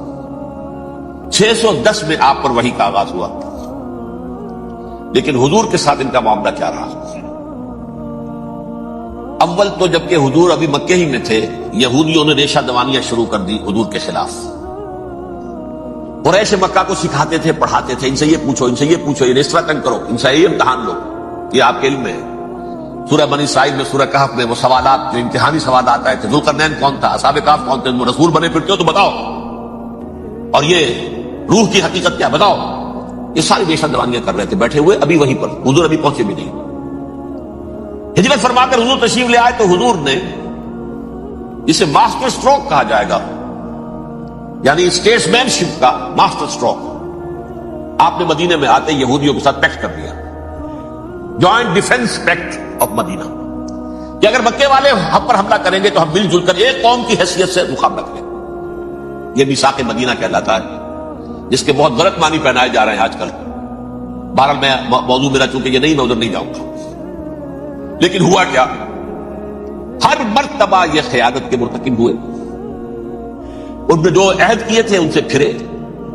اندر ہی اندر سازش، ریشہ دوانی، حضور کی بدترین دشمنی. سورہ نساء کی آیت نمبر 12 میں 14 میں 13 میں فرمایا ہے لا تزال تطلع علی خائنۃ منہم. اے نبی، ہمیشہ آپ کے علم میں ان کی طرف سے خیانتیں، بدیانتیاں آتی رہیں گی. اور بار بار وہ مسلسل جنگ کی آگ بھڑکاتے تھے. قریش کو دعوت دیتے، آؤ آؤ آؤ، ہم اندر سے بغاوت کر دیں گے، تم آؤ تو صحیح، ختم کریں محمد کو اور اہل ایمان کو صلی اللہ علیہ وسلم رضی اللہ تعالی عنہ اجمعین. لیکن پھر جب وہ آتے تھے تو یہ دبک جاتے تھے، ان میں ہمت نہیں تھی، میدان کے مرد نہیں رہے تھے. یہ سورہ حشر میں ان کا نقشہ کھینچا گیا ہے. کھلے میدان میں مقابلے کی اس کے اندر صلاحیت ہی نہیں. یہ تو فصیلوں کے پیچھے سے، جیسے عورتیں کہیں دیہات میں لڑائی ہوتی ہے تو مرد جو ہے گلیوں میں لڑتے ہیں، عورتیں اوپر سے پتھر پھینکتی ہیں، بس وہ کام یہ کر سکتے تھے. من ورائے جدر، فصیلوں کے پیچھے سے، جنگ میں میدان میں نہیں آ سکتے. بہرحال قرآن مجید میں ہے یہ. ایک گزارش ہے، اگر آپ ہمارے چینل پر نئے ہیں تو سبسکرائب ضرور کریں اور ڈاکٹر اسرار احمد رحمت اللہ علیہ کے لیے سورہ فاتحہ پڑھ کر کامنٹ میں آمین لکھنا نہ بھولیں. شکریہ. سورہ مائدہ کی آیت نمبر 64 کلما اوقدوا نارا للحرب اطفاها اللہ. اکثر و بیشتر مواقع پر تو یہ جب آگ بھڑکاتے تھے جنگ کی، اللہ اسے بجھا دیتا تھا. لیکن بہرحال اس کے باوجود جنگیں ہوئی، غزوہ بدر، غزوہ احد ہوئی کہ نہیں. یہ ساری اس اصل شرارت نہیں کی. اور اس کے نتیجے میں حضور نے پھر ایک ایک کر کے 3 قبیلوں کو سزا دی. غزوہ بدر کے فوراً بعد بنو قینقاع نکالے گئے مدینہ سے، غزوہ احد کے فوراً بعد بنو نذیر نکالے گئے، اور غزوہ احزاب کے بعد بنو قریظہ نکال دیے گئے۔ یہ تو میں نے آپ کے سامنے رکھ دیا صرف حضور کے زمانے میں ان کا کیا کیا رہا دشمن۔ رات بھی ہم نے وہ آیت پڑھی تھی، لَتَجِدَنَّ أَشَدَّ النَّاسِ عَدَاوَةً لِلَّذِينَ آمَنُوا الْيَهُودُ وَالَّذِينَ أَشْرَكُوا، اہل ایمان کی دشمنی میں شدید ترین تم پاؤ گے یہودیوں کو اور مشرکین بھی بعد میں ہے، پہلے یہودی۔ حضور کے بعد کیا ہوا اب یہ نوٹ کیجئے، یہ ان کی تاریخ کا دوسرا دور ہے۔ حضرت عمر رضی اللہ تعالیٰ عنہ قائد خلافت ہے، بیت المقدس کا محاصرہ کیا گیا، فصیل بڑی اونچی، شہر اندر سے سیلف سفیشینٹ، حملے کا راستہ کوئی نہیں، محاصرہ طول کھینچ رہا ہے، لیکن ان کے پاس رسد بھی موجود ہے، پانی بھی موجود ہے، وہ دروازے بند کر کے بیٹھے ہوئے۔ بالآخر اللہ تعالیٰ کی مشیت کا ظہور کیسے ہوا؟ ان کے کچھ علماء آئے فصیل پر، کہا دیکھو مسلمانوں، تم قیامت تک بھی یہاں پڑے رہو گے محاصرہ کر کے، ہمارا یہ شہر فتح نہیں۔ ہاں ایک درویش بادشاہ کے ہاتھوں یہ شہر فتح ہونا ہے، لیکن تمہارے اندر ہمیں وہ نظر نہیں آ رہا۔ ابو عبیدہ بن الجراح رضی اللہ تعالی عنہ امین هذه الامہ، ان کا فوراً ذہن گیا وہ درویش بادشاہ مدینے میں بیٹھا ہوا ہے، عمر رضی اللہ تعالی۔ اب ایک اور عمر بھی ہے جو قندھار میں بیٹھا ہے، نقشہ وہی ہے، 7ویں کی حد تک نقشہ وہی ہے، بالکل وہی، اپنی آنکھوں سے دیکھا وہی ساتھ۔ عمر اول عمر ثانی تھے عمر بن عبد العزیز۔ اب ایک اللہ کے فضل سے اللہ تعالیٰ ایدہ اللہ بنصرتہ، اللہ تعالیٰ ان کی نصرت فرمائے، دشمنوں کو ان کے مقابلے میں نیست و نابود کرے۔ انہوں نے ریکویسٹ بھیج دی کہ حضور تشریف لائیے، یہ شہر فتح ہو جائے گا۔ وہ ہے سفر تاریخی، اتنا طویل سفر، تقریباً 700 میل، ایک اونٹ، ایک خادم، ایک منزل میں امیر المومنین اوپر بیٹھے، خادم آگے چل رہا ہے، اگلی منزل پہ خادم اوپر بیٹھا ہے، امیر المومنین آگے جا رہے ہیں۔ اور جب پہنچے ہیں تو وہ باری تھی خادم کی، انہوں نے ہاتھ جوڑ دیا، حضور خدا کے لیے تم کیا کہیں گے لوگ، وہ میرا برا حال کر دیں گے، تمہیں شرم نہیں آئی؟ امیر المومنین پیدل آگے چل رہے ہیں، نکیل پکڑ کر، تم بیٹھے ہو اوپر براجمان ہو۔ حضرت عمر فرمایا دورو دورو، نہیں باری تمہاری، بیٹھ۔ اس حال میں پہنچے ہیں، اور پھر یہ کہ ابو عبیدہ بن الجراح آئے ہیں، استقبال کیا ہے تو دیکھا ہے، اس حال میں چلے آ رہے ہیں، عمر نکیل پکڑے ہوئے چلے آ رہے ہیں، اور کہتے ہیں کہ کہیں کیچڑ ویچڑ تھا، جوتے خراب ہو گئے تو وہ بھی اتار کے ہاتھ میں پکڑے ہوئے، کپڑے تو تھے ہی پھٹے ہوئے۔ انہوں نے کہا بھی حضرت ابو عبیدہ نے، دیکھیے یہ بڑا متمدن ملک ہے، بڑا مہذب علاقہ ہے یہ، آپ ذرا حلیہ اپنا دوست فرما لیں تب جا کے پیش ہم آپ کو کریں گے۔ آپ نے فرمایا نحن قوم اعزنا اللہ بالاسلام، ہم وہ قوم ہیں جنہیں اللہ نے عزت دی ہے اسلام کے ذریعے سے، کپڑوں کے ذریعے سے، دولت کے ذریعے سے۔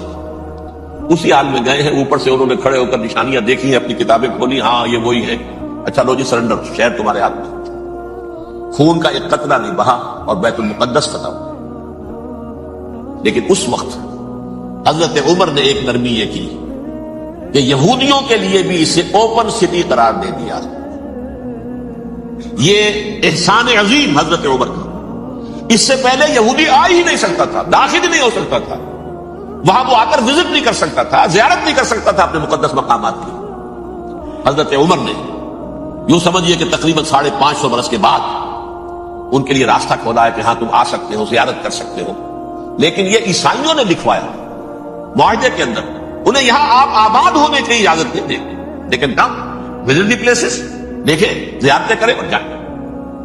یہ معاہدہ حضرت عمر کا ہے رضی اللہ تعالیٰ، جو پھر خلافت راشدہ کے بعد بنو امیہ نے بھی اس کو آرڈر کیا، بنو عباس نے کیا، پھر جو ہمارے یہ ترکوں میں اندر خلافت آئی تو ترک خلفاء نے بھی اس معاہدے کی پوری پابندی کی۔ فلسطین میں آ سکتے ہیں یہودی صرف زائرین کی حیثیت سے، وہاں آباد نہیں ہو سکتے۔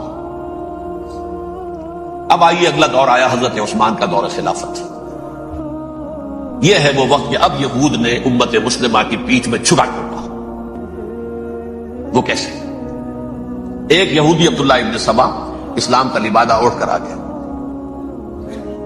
معاشرے کا جائزہ لے لیا، ان میں بنو ہاشم اور بنو امیہ میں جو پرانی کشاکش تھی اس کے کچھ نہ کچھ جراثیم باقی ہیں، اگر ان کو ذرا بھڑکا دے تو مسلمانوں میں انتشار پیدا ہوتا ہے۔ کہا یہ عثمان کون ہے؟ یہ تو بنو امیہ میں سے ہے، یہ حق تو بنو ہاشم کا ہے، خلافت ان کے پاس ہونی چاہیے، محمد کے تو رشتہ دار وہ ہے صلی اللہ علیہ وسلم۔ عوام الناس کے اندر بات پھیلنی شروع ہوئی، پھر ایک بڑی سازش کے انداز میں حضرت عثمان کے خلاف پروپیگنڈا، حضرت عثمان کے جو عاملین تھے، گورنر تھے، ان کے خلاف پروپیگنڈا، اور ایسی ہوشیاری کرتے تھے کہ کوفے میں کوفے کے حاکم کے خلاف کچھ نہیں کہنا، اجی مصر میں یہ ہو رہا ہے، اجی شام میں یہ ہو رہا ہے، اجی یہ جو عثمان ہے وہ یہ کر رہا ہے، یہ ظلم ہو رہا ہے، یہ لوٹ مار ہو رہی ہے، یہ خیانتیں ہو رہی ہیں۔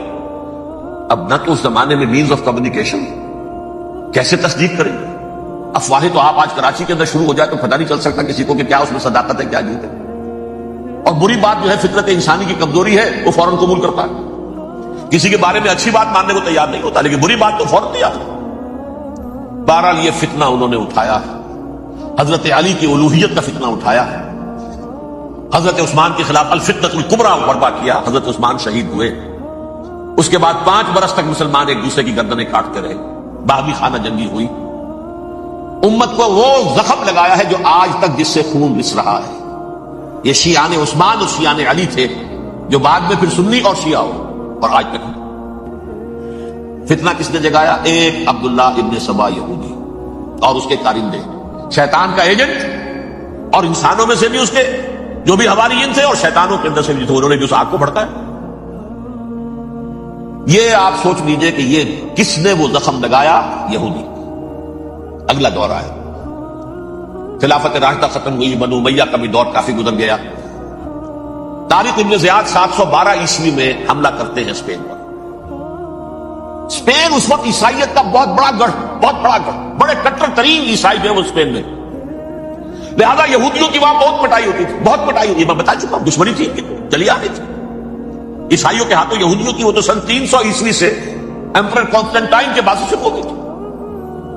اس حوالے سے یہودیوں نے اس وقت چالیہ کی یہ برتی، کچھ راستے واسطے بتائے، کچھ مدد کی طارق ابن زیاد کی۔ طارق ابن زیاد نے انہیں اپنا محسن سمجھا، ہسپانیہ فتح ہو گیا تو یہودی چونکہ محسنین کی فہرست میں آ چکے تھے، انہیں بہت اقتدار نصیب، بڑی سپورٹ مسلمانوں نے دی۔ ان کے بڑے بڑے علماء جو اسی دور کے اندر پیدا ہوئے، بڑے بڑے تھنکرز ان کے اسی دور میں پیدا ہوئے۔ بن گوریون جو کہ ایک وزیر اعظم تھا اسرائیل کا، اس نے یہ لکھا اپنی کتاب میں، Muslim Spain was the golden era of our diaspora, وہ ڈائسپورا جو 70 عیسوی سے شروع ہوا تھا اور 1917 عیسوی تک جاری رہا ہے، اس میں سے گولڈن ایرا ہمارا جو تھا وہ مسلم اسپین تھا۔ اسپانیہ میں بیٹھ کر ہم نے عیش کیے، لیکن وہاں سے انہوں نے اور جو کچھ کیا، یہ تو داستان کے تو بہت سے گوشے ہیں، لیکن میں جس اسٹریٹ لائن میں چل رہا ہوں اس کے اعتبار سے ایک بات سمجھ لیجیے، وہاں بیٹھ کر انہوں نے اب عیسائیت کی پیٹھ میں چھڑا گھونپا، پروٹیسٹنٹ مذہب پیدا کیا، تقسیم کر دیا، جیسے شیعہ سنی کی تقسیم، عبداللہ ابن سبا، رومن کیتھولک اور پروٹیسٹنٹ کی تقسیم، یہودی علماء۔ ہوتا کیا تھا، ہسپانیہ کی یونیورسٹیاں ہیں، کارڈووا میں ہے، ٹولیڈو میں ہے، گریناڈا میں ہے، غرناطہ، قرطبہ، تولیتلا، اور وہاں آتے تھے لوگ، فرانس سے چلے آ رہے ہیں نوجوان پڑھنے کے لیے، جرمنی سے چلے آ رہے ہیں، اٹلی سے چلے آ رہے ہیں، 3 ہی ملک قریب ترین پڑھتے ہیں سینٹرل جو یورپ کے ہیں۔ یہاں پر جو ہے وہ اسلام جو نور پھیلا رہا تھا اس سے بھی مستفیض ہوئے، جہالت کے جو ہے پردے ان کے وہ چھٹے، اس کے ساتھ ہی وہ یہودی وہاں ان کے اندر جو جراثیم داخل کر رہے تھے، وہ اس عیسائیت کے خلاف بغاوت جو اس وقت دنیا میں عیسائیت اس وقت تھی، پوپ کا راج تھا دنیا میں اس وقت، یورپ میں جو عیسائیت تھی اس میں ایک طرف بادشاہ تھے، لیکن بادشاہوں کی حیثیت وہاں پر یوں سمجھ لیجئے کٹ پتلیوں کی تھی، اصل قوت پوپ کے ہاتھ میں تھی۔ اور پوپ کو انہوں نے جیسے قرآن نے کہا اتخذوا احبارهم ورهبانهم اربابا من دون اللہ، کیونکہ سینٹ پال نے شریعت موسوی ثابت کر دی تھی تو اب شریعت تھی ہی نہیں، پوپ کو اختیار تھا جس چیز کو چاہے حلال قرار دے دے، جس چیز کو چاہے حرام قرار دے دے۔ اتخذوا احبارهم ورهبانهم اربابا من دون اللہ۔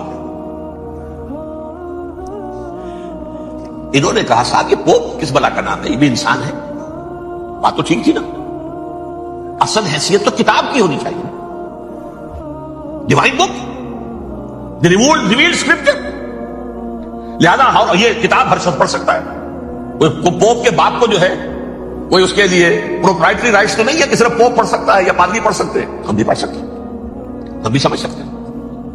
یہ باتیں تھی کہ جن کو بڑھا چڑھا کر بیان کر کے اور پوپ کا اقتدار ختم کرا دیا اور توجہ مرکوز کر دی بائبل کی طرف۔ اب بائبل میں بڑا حصہ تو اولڈ ٹیسٹامنٹ کا ہے. نتیجہ کیا ہوا؟ یہود کی عظمت پروٹیسٹنٹس کے نزدیک مسلم ہو گئی. اصل قوم تو یہ ہے، وہ دشمنی بدلی کہ نہیں بدلی؟ موسیٰ کی امتی یہ ہے، تورات موسیٰ کو دی گئی، ابراہیم کی نسل یہ ہے. لہذا وہ جو دشمنی تھی، جو عداوت تھی کہ ہمارے خدا کو سوری چڑھانے والے ہیں یہ بدماش، اس کا ازالہ ہوا. اس پروٹیسٹنٹ مذہب کے نتیجے میں یہ میں اب آپ کو بتاتا ہوں کہ ایک نتیجہ وہ نکلا ہے جسے برٹرنڈ رسل نے بیان کیا ہے. اس کی کتاب ہے ان پریز آف آئیڈلنس، صفحہ 108. وہ لکھتا ہے کہ Christians retaining the Judaic belief in special revelation added to it the Roman desire for worldwide domination and the Greek taste for metaphysical subtleties. The combination produced the most fiercely persecuting religion that the world has yet known. یہ تین چیزیں آ کر عیسائیت میں مل گئی. ایک تو جو اولڈ ٹیسٹامنٹ جو ہے وہ ان کے ہاتھ میں آ گئی، اور اس کے میں کچھ آپ کو بتا دیتا ہوں کہ اولڈ ٹیسٹامنٹ کی تعلیمات، کیونکہ یہ اولڈ ٹیسٹامنٹ جو ہے یہ محرف تھی. اصل تورات تو گم ہو گئی تھی 587 قبل مسیح میں، جب پہلی مرتبہ ہیکل جو ہے تباہ ہوا ہے، اس وقت ختم ہو گئی تھی. اس کے کوئی 150 سال کے بعد انہوں نے یادداشتوں سے مرتب کر کے لکھی ہے. اب اس میں ان کے اپنے خیالات، اپنے امانی، اپنی توجیحات وہ شامل ہو گئی. لہذا میں آپ کو حوالے دیتا ہوں اس کتاب کے اندر مظالم کی جو تعلیم دی گئی ہے. اہل کتاب نے اپنے مظالم قتل عام کے جواز کے لیے تورات میں تبدیلیاں کی اور پیغمبروں پر دہشت ناکی اور بدترین حرام کاری کے الزامات لگائے. سنیے، پہلا حوالہ ہے یہ گنتی باب 31 آیات 17-18. اس لیے ان بچوں میں جتنے لڑکے ہیں سب کو مار ڈالو، اور جتنی عورتیں مرد کا منہ دیکھ چکی ہیں ان کو بھی قتل کر ڈالو، لیکن ان لڑکیوں کو جو مرد سے واقف نہیں اور اچھوتی ہیں اپنے لیے زندہ رکھو. یہ کسی اللہ کی کتاب کا یہ جملہ ہو سکتا ہے؟ کسی ریویل بک کا؟ اور سنیے، یہ ہے استثناء ڈیوٹرانومی باب 20 آیت 16-18. پر ان قوموں کے شہروں میں جن کو خداوند تیرا خدا میراث کے طور پر تجھ کو دیتا ہے، کسی ذی نفس کو جیتا نہ بچا رکھنا، جیسا خداوند تیرے خدا نے تجھ کو حکم دیا بالکل نیست کر دینا. مرد، عورتیں، بچے، بوڑھے، سب. یہ کتاب مقدس ہے. اور سنیے، سیموئیل باب 27 آیت نمبر 9. اور داؤد نے اس سرزمین کو تباہ کر ڈالا اور عورت مرد کسی کو جیتا نہ چھوڑا. نمبر 4، ان سب آباد شہروں کو ماں، عورتوں اور بچوں کے بالکل نابود کر ڈالا. کتاب استثناء باب 3 آیت 6. یہ ہے جو کہہ رہا ہے برٹرنڈ رسل، کرسچینٹی میں آ کر یہ تین چیزیں شامل ہو گئی. ایک تو یہ باربیرین، یہ تعلیم جو ہے، اور یہ مذہب کے نام پہ تعلیم، یہ کتاب مقدس کی تعلیم. نمبر 2، رومنز کے اندر جو ایک تمنا تھی ورلڈ ڈومینیشن کی، وہ عیسائیت کے اندر آ گئی. جیسے کہ پوری رومن امپائر جو ہے عیسائی ہو گئی، اسے وراثت کے اندر ورلڈ ڈومینیشن کی جو ایک تمنا تھی وہ مل گئی. اور پھر یہ کہ انہوں نے جو توہمات تھے یونانیوں کے، ان کو بھی اپنے ہاں مختلف شکلوں کے اندر جمع کر لیا. ان تین چیزوں کا the combination produced the most fiercely persecuting religion that the world has yet known. اس کے نتیجے میں دنیا میں تاریخ انسانیت کے اندر جو بدترین خونخوار ترین مذہب ہو سکتا ہے وہ شکل عیسائیت نے اختیار کی. اور اس کا مظہر عتم کیا تھا؟ نوٹ کیجیے،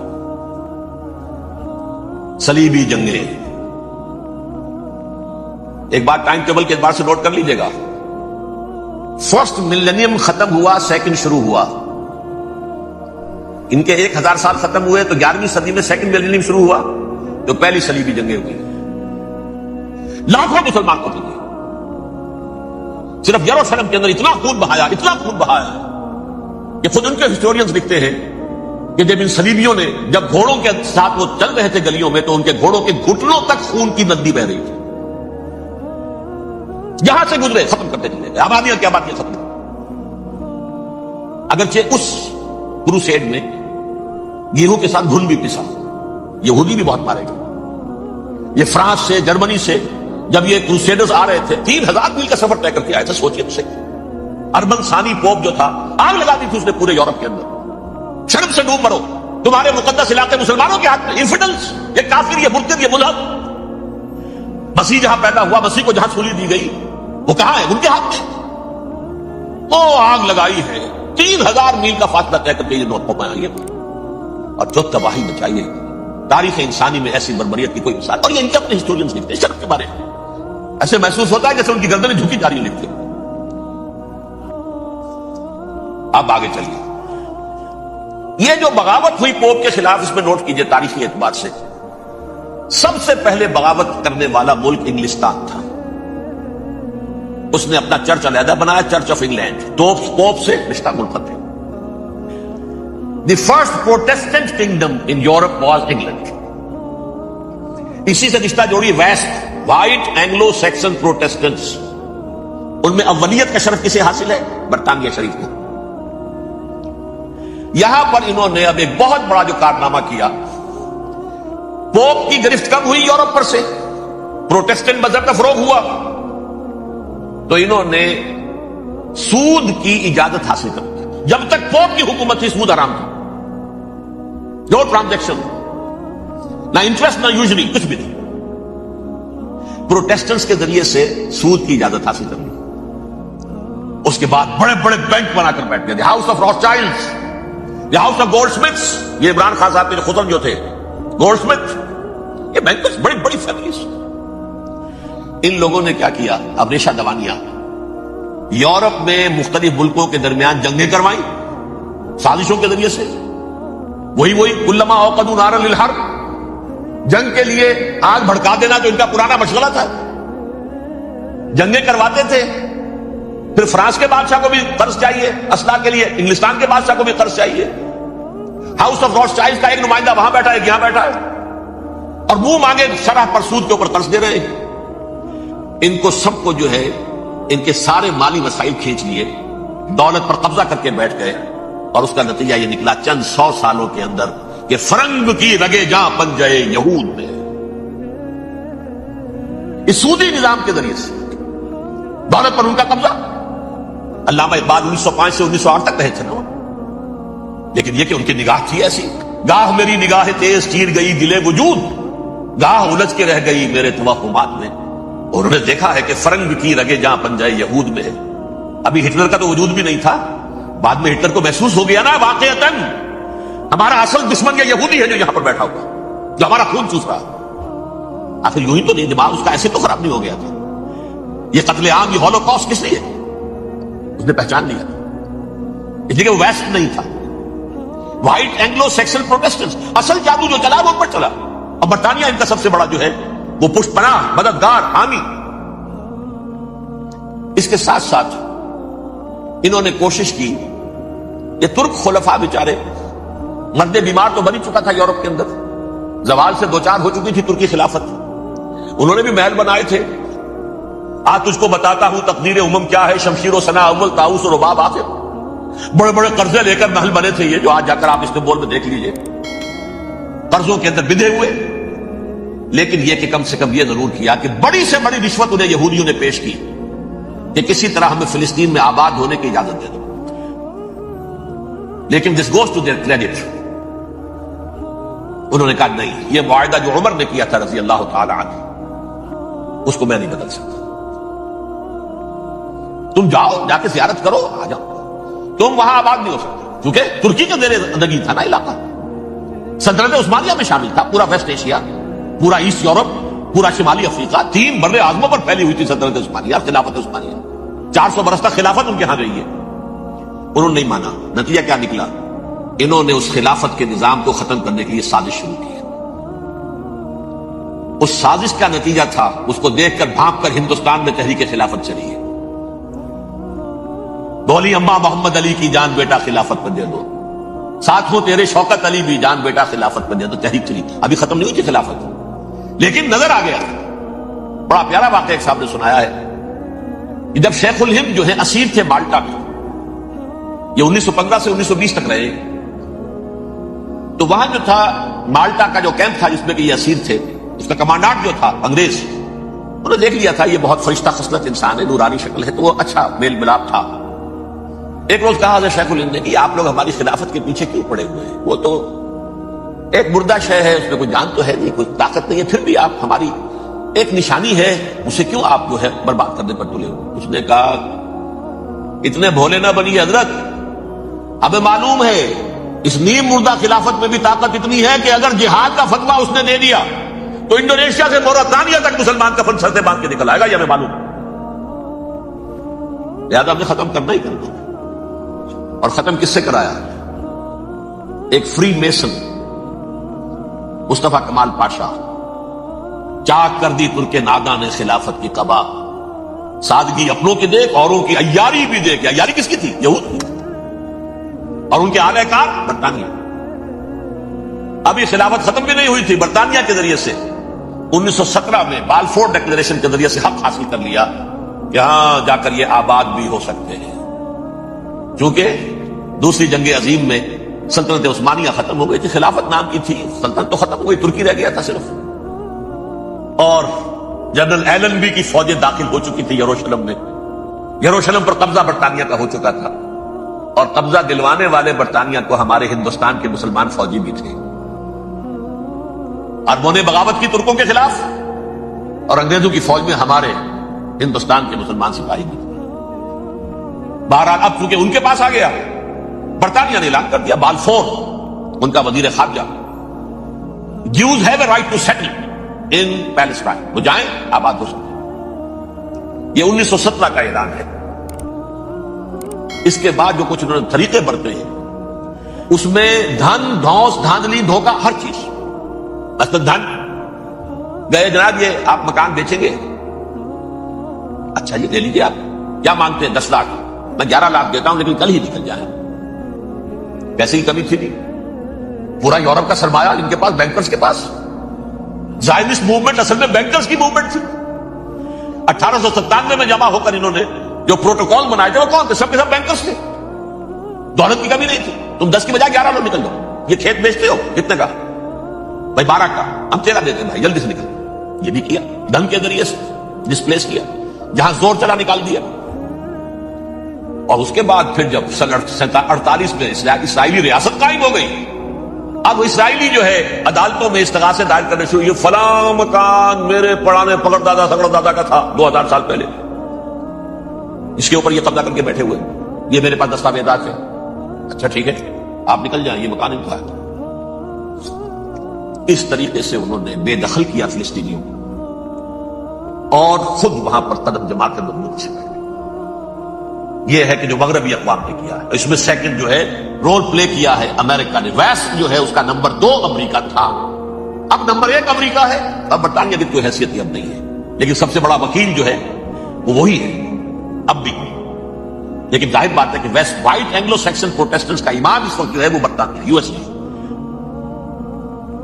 1948 میں یہ قائم ہوا، اور یہاں پہ نوٹ کیجئے پاکستان 47 میں قائم ہوا ہے، اور تقریباً 9 مہینے ہیں درمیان میں، اگست 47 اور مئی یا جون 48۔ اس کا کیا مطلب ہے یہ میں بعد میں بتاؤں گا آپ کو۔ پہلی جنگ ہوئی 48 میں، عربوں نے بغاوت کی اور عرب جیت رہے تھے، اچانک پتہ نہیں کیوں عربوں نے جنگ بند کر دی۔ یہ بالکل یوں سمجھیے کہ پیرلل واقعات ہیں۔ کشمیر میں ہم جیت رہے تھے، بھاگ کر نہرو پہنچ گیا یونائٹڈ نیشنز کے اندر، جنگ بند ہو گئی، ختم ہوا اس میں۔ کچھ اپنوں کی غلطی بھی تھی، کچھ قبائلیوں نے وہاں جا کر سری نگر ایئرپورٹ تک پہنچ گئے تھے، بجائے اس پر قبضہ مکمل کرنے کے لوٹ مار میں لگ گئے، اپنوں کی غلطی بھی تھی، لیکن اس کے باوجود پڑنا بھاری تھا۔ اور اگر سری نگر ایئرپورٹ پر قبضہ ہو گیا ہوتا تو سوال ہی پیدا نہیں ہوتا کہ بھارت بھی اپنی فوجیں اتار سکتا، زمینی راستہ تھا ہی نہیں۔ وہی وہاں ہوا ہے، بڑے ہی عجیب طریقے پر عرب جیت رہے تھے، اسرائیل جو ہے شکست کھا رہے تھے، عربوں نے صلح کر دی۔ کچھ مہینوں کے بعد عربوں نے دوبارہ جنگ کی، اتنے عرصے میں یہ اسرائیلی، یہ سب جو ہے جتنے دہشت گرد ہیں اسرائیل، یہ اس دور کے لوگ ہیں، وہ چاہے منیجم بیگن تھا یا کوئی اور، یہ سب کے سب اس دور کے ٹیررسٹ۔ اب انہوں نے ڈٹ کر جو مقابلہ کیا، عربوں کو شکست نہیں دی، بڑی سخت۔ سن 48 میں عربوں کو شکست ہو گئی۔ سن 67 میں روس کے سکھانے پڑھانے پر جمال عبد الناصر نے حملہ کیا، بلاکیٹ کر دیا ایلات کا، بندرگاہ کا۔ 6 دن کی جنگ کے اندر اسرائیلیوں نے روس سے پورا سیرہ سینا لے لیا، اسرائیل شام سے گولان ہائٹس لے لیے، اردن سے یہ پورا مغربی کنارہ جو یہ اردن کا حصہ تھا، اور مشرقی یروشلم اردن کے پاس تھا، اس پر بھی قبضہ کر لیا۔ 1967 کی جنگ کا نتیجہ کیا نکلا؟ یروشلم پورا کا پورا یہودیوں کے قبضے میں چلا گیا، جو 1948 میں آدھا کر دیا گیا تھا۔ ویسٹرن یروشلم یہ یہودیوں کے پاس، ایسٹرن یروشلم مسلمانوں کے پاس، اور مشرقی یروشلم ہی میں مسجد اقصیٰ ہے اور قبۃ الصخرہ ہے، وہ مسلمانوں کی تحویل میں تھے۔ اردن کا قبضہ مسلمانوں کی تحویل، لیکن اب 67 میں پورا یروشلم ان کے قبضے میں آ گیا۔ پھر بہرحال مصر نے ایک کوشش کی بدلہ لینے کی سن 73 کی جنگ میں، اور اس میں کوئی شک نہیں بڑی شجاعت کا مظاہرہ کیا۔ رمضان وار آف 1973 بارلیو لائن کراس کر لی، جسے وہ سمجھتے تھے کہ کوئی طاقت دنیا کی ہمارے اس دفاعی جو ہے لائن اس کو کراس کر نہیں سکتی، لیکن پھر جب امریکہ اپنی پوری طاقت لے کر میدان میں آ گیا ہے تو ظاہر بات ہے کہ مصر کی حیثیت امریکہ کے مقابلے میں کچھ نہیں۔ یہ ہے میں نے جو مختصر سی تاریخ آپ کے سامنے رکھی ہے۔ اب جو اصل مسئلہ ہے سمجھ، یہ سین کیا ہے، منظر کیا ہے۔ یہ پہلو وہ ہیں بہت سے کہ جو شاید بہت سے حضرات کی نگاہوں میں نہ ہوں، باقی تو یہ تاریخ کے واقعات ہیں، اکثر لوگوں کے علم میں ہو گئے۔ یہودیوں میں بھی ایک بڑی شدید اندرونی کشاکش ہے، جیسے ہم مسلمانوں میں کچھ مسلمان وہ ہیں جو نماز روزے کی پابندی کرتے ہیں، دین سے انہیں تعلق ہے، کچھ وہ ہیں جو نہ نماز نہ روزہ نہ کچھ، نام تو ان کے ہیں، محمد حسین ہے، غلام علی ہے تو صحیح، سیکولر ذہن ہے، مادی پرستی ہے، کچھ نہیں ہے کہ نہیں، ایسا ہی ان کے ہاں بھی۔ اصل یہودی جو ہے، عملی یہودی، اس کی شکل آپ نے اگر کبھی دیکھی ہو، اس کے سر کے اوپر اونچا ہیٹ ہوتا ہے کالا، ان کی زلفیں لمبی لمبی ہوتی ہیں، خاص طور پر یہ جو ہے گلپٹی کے بعد یہ قلمے جو ہیں یہ تو لا کے چھلے بنا کر بڑا خوبصورت سا جو ہے وہ ہار بناتے ہیں، لمبا کالا کوٹ پہنا ہوتا ہے، لمبی داڑھی ہوتی ہے۔ یہی وجہ ہے کہ مسلمانوں میں بھی مصر میں جس کی لمبی داڑھی ہوتی تھی، اب کچھ حالات بدل گئے، وہ سمجھتے تھے یہ یہودی ہے، لیکن لمبی داڑھی یہودی رکھتا تھا، مسلمان نہیں۔ مسلمان تو عرب صرف ٹوکن داڑھی رکھتے ہیں یا شیو کرتے ہیں، یا سعودیوں کی طرح صرف کوئی نشان چھوڑتے ہیں، اللہ اللہ خیر سے۔ لمبی داڑھی شعار جو ہے یہودیوں کا۔ ایک انتہا پر تو یہ ہے، دوسری انتہا پر وہ جنہیں کسی شے سے غرض نہیں، شراب بھی پیتے ہیں، سب کچھ ہے، سور بھی کھاتے ہیں یہودی، بینکرز ہیں، بڑے بڑے سائنسدان ہیں، سب کچھ ہیں، وہ زیادہ تر جو ہیں سیکولر ذہن کے۔ کچھ بیچ بیچ میں بھی ہے، جیسے یہ ایریل شیرون ہے، ویسے شیوڈ ہے، داڑھی تو نہیں ہے اس کی، لیکن سر پہ وہ ضرور وہ جو ہے اس کی ٹوپی سی آپ کو رکھی نظر آ جائے۔ یہ ہے درمیانی یہودی ہونے کا نشان کہ ایک شعار انہوں نے اپنا جو ہے برقرار رکھا ہوا، وہ ایک ٹوپی چپکی ہوئی سے ہوتی ہے، وہ ٹوپی کیا ہوتی ہے پتہ نہیں، کیسے چکی رہتی ہے مجھے نہیں معلوم۔ یہ جو کشمکش ہے اس میں، جو زیادہ رائٹسٹ اور لیفٹسٹ کی کہہ لیجیے، سیکولر اور مذہبی لوگوں کی کشمکش ہے، ان کے درمیان ایک کشاکش جو ہے اس کو سمجھ لیجیے کہ وہ کیا ہے۔ ایک چیز تو ان دونوں کے درمیان قدر مشترک ہے، پوری دنیا کی مالیات پر ہم تسلط کریں گے، قبضہ کریں گے، ڈومینیٹ کریں گے، لوگوں کو ہم بنا کر رکھ دیں گے حیوان، ملٹی نیشنل کمپنیاں ہوں گی، انہی کا راج ہوگا، انہی کی حکومتیں ہوں گی، انڈسٹری انہی کے ہاتھ میں ہوگی، لوگ یا مزدوروں کی حیثیت سے کام کریں گے یا تھوڑے سے مینیجرز ان میں سے بھی ہم لے کر کچھ تنخواہیں ان کو بھی دے دیں گے، باقی سود کے ذریعے سے ملائی ہم کھینچتے رہیں گے، مکھن ہمارے پاس آتا رہے گا۔ ورلڈ ڈومینیشن، اکنامک ڈومینیشن، یہ تو دونوں کے نزدیک متفق ہے، سیکولر بھی چاہتے ہیں اور جو مذہبی یہودی وہ بھی چاہتے ہیں۔ اس کے بعد ایک اختلاف ہے، مذہبی یہودی یہ کہتا ہے ہمیں گریٹر اسرائیل بنانا ہے، اور گریٹر اسرائیل وہ سارے علاقے ہیں جو ان کی تاریخ میں اسرائیل سلطنت کا حصہ رہے۔ حضرت یوسف کے زمانے میں یہودی جا کر آباد ہوئے مصر میں، جو ڈیلٹا کا علاقہ ہے، زرخیز ترین علاقہ ہے، جوشن کا علاقہ، وہ کہتے ہیں وہ ہمارا ہے، کئی سو برس ہمارے ہیں، سرائے سینا ہمارا ہے، اس میں کوہ طور ہے جس میں حضرت موسیٰ کا ہم کلام ہوئے اللہ سے، تورات ملی، اس میں 40 برس تک ہم بھٹکتے پھرے ہیں، صحرائے تی ہے، یتیہون فی الارض 40 سنہ، پھر فلسطین تو خیر ہماری جدی پشتی جائیداد ہے، جاگیر ہے، پھر یہ عرب جو ہے یہ بھی مدینہ تک ہمارا ہے، مدینہ سمیت ہمارے قبیلے وہاں تھے جہاں سے نکالا مسلمانوں نے، پورا عراق ہمارا ہے، پورا شام ہمارا ہے، اور ترکی کا بھی ایک علاقہ ہے ابتدائی مشرقی جنوبی، وہ بھی ہمارا ہے۔ یہ ہے گریٹر اسرائیل کا نقشہ، یہ ہم نے بنانا ہے۔ جبکہ جو سیکولر ذہن کے لوگ کہتے ہیں کیا کرو گے اس کو بنا کے، اس میں جو عرب ہیں وہ تم سے لڑتے رہیں گے، تم انہیں مارو گے وہ تمہیں ماریں گے، اگر تم 10 مارو گے تو ایک تو وہ بھی ماریں گے نا تمہارا، ٹھیک ہے، فائدہ کیا ہے؟ اس کی بجائے ہم یہ کرتے ہیں کہ عرب اور اسرائیل مل کر، کزنز ہیں نا آپس میں، آپ کو معلوم ہے بل کلنٹن نے یہ الفاظ کہے تھے جب اسحاق ریبن سے معانقہ کرایا تھا شاہ حسین مرحوم کا، تو کیا کہا؟ You are cousins. حضرت ابراہیم کے 2 بیٹوں سے نسل ہے نا، حضرت اسماعیل سے عرب ہے، حضور ہے، اور حضرت اسحاق سے یہ بنی اسرائیل ہے، کزنس ہے. You are cousins. تو ہم کزنس مل کر ایک اکنامک یونٹ بناتے ہیں، جیسے ایشیا پیسیفک ایک یونٹ بن گیا ہے، آسیان ایک یونٹ بن گیا ہے، وغیرہ وغیرہ. پورا یورپ ایک یونٹ بن گیا ہے، ایک کرنسی بن گئی ہے. ہم اس پورے علاقے کو ایک اکنامک یونٹ بناتے ہیں. پیسہ اربوں کا ہوگا، ان کے پاس بہت دولت ہے. تیل ان کا ہوگا، بہت تیل ہے ان کے پاس. مزدور ان کے ہوں گے، بڑی تعداد ہے ان کی. مینجمنٹ ہماری ہوگی، ٹیکنیکل نو ہاؤ ہمارا ہوگا، سائنسدان ہم ہوں گے. ملائی ہم کھاتے رہیں گے، چھاچھ ان کو دیتے رہیں گے. تو ہمیں آم کھانے ہیں، پیڑ گننے کی کیا ضرورت ہے؟ خامخواہ ان کی دشمنی مول لیں، زیادہ دشمنی بڑھائیں. اس چھوٹے سے اسرائیل کو تسلیم نہیں کرتے، ہم گریٹر اسرائیل کو کیسے تسلیم کر لیں گے؟ یہ لہذا اس خیال کو دل سے نکالو. یہ اختلاف ہو گیا نمبر 1، بہت بڑا اختلاف. لیکن نمبر 2، اس اختلاف میں اتفاق یہ پیدا کیا گیا، یہاں ایک بات ہم آپ کی مانتے ہیں، ہم کسی بھی پیس پروسیس میں جروشلم نہیں دیں گے ان کو عربوں.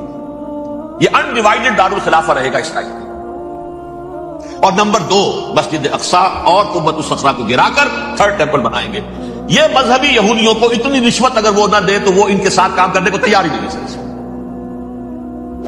یہ پورا پس منظر سمجھ لیجیے. اصل میں بٹوین دی لائنز سمجھے بغیر یہ خبریں جو آپ پڑھتے ہیں. ادھر امریکہ کا معاملہ کیا ہے؟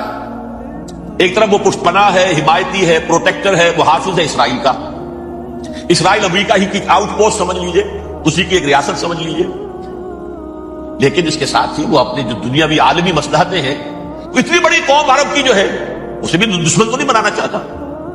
ان میں بھی ماڈریٹس کو چاہتا ہے کہ رہے ماڈریٹس ہیں جو ہماری جیب میں ہے، حسنی مبارک ہو، شافعات ہو، جو ہماری جیب میں ہے.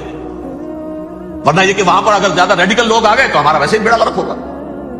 لہذا وہ جبر کرتے رہے ان پر کہ صلح کرو کوئی نہ کوئی.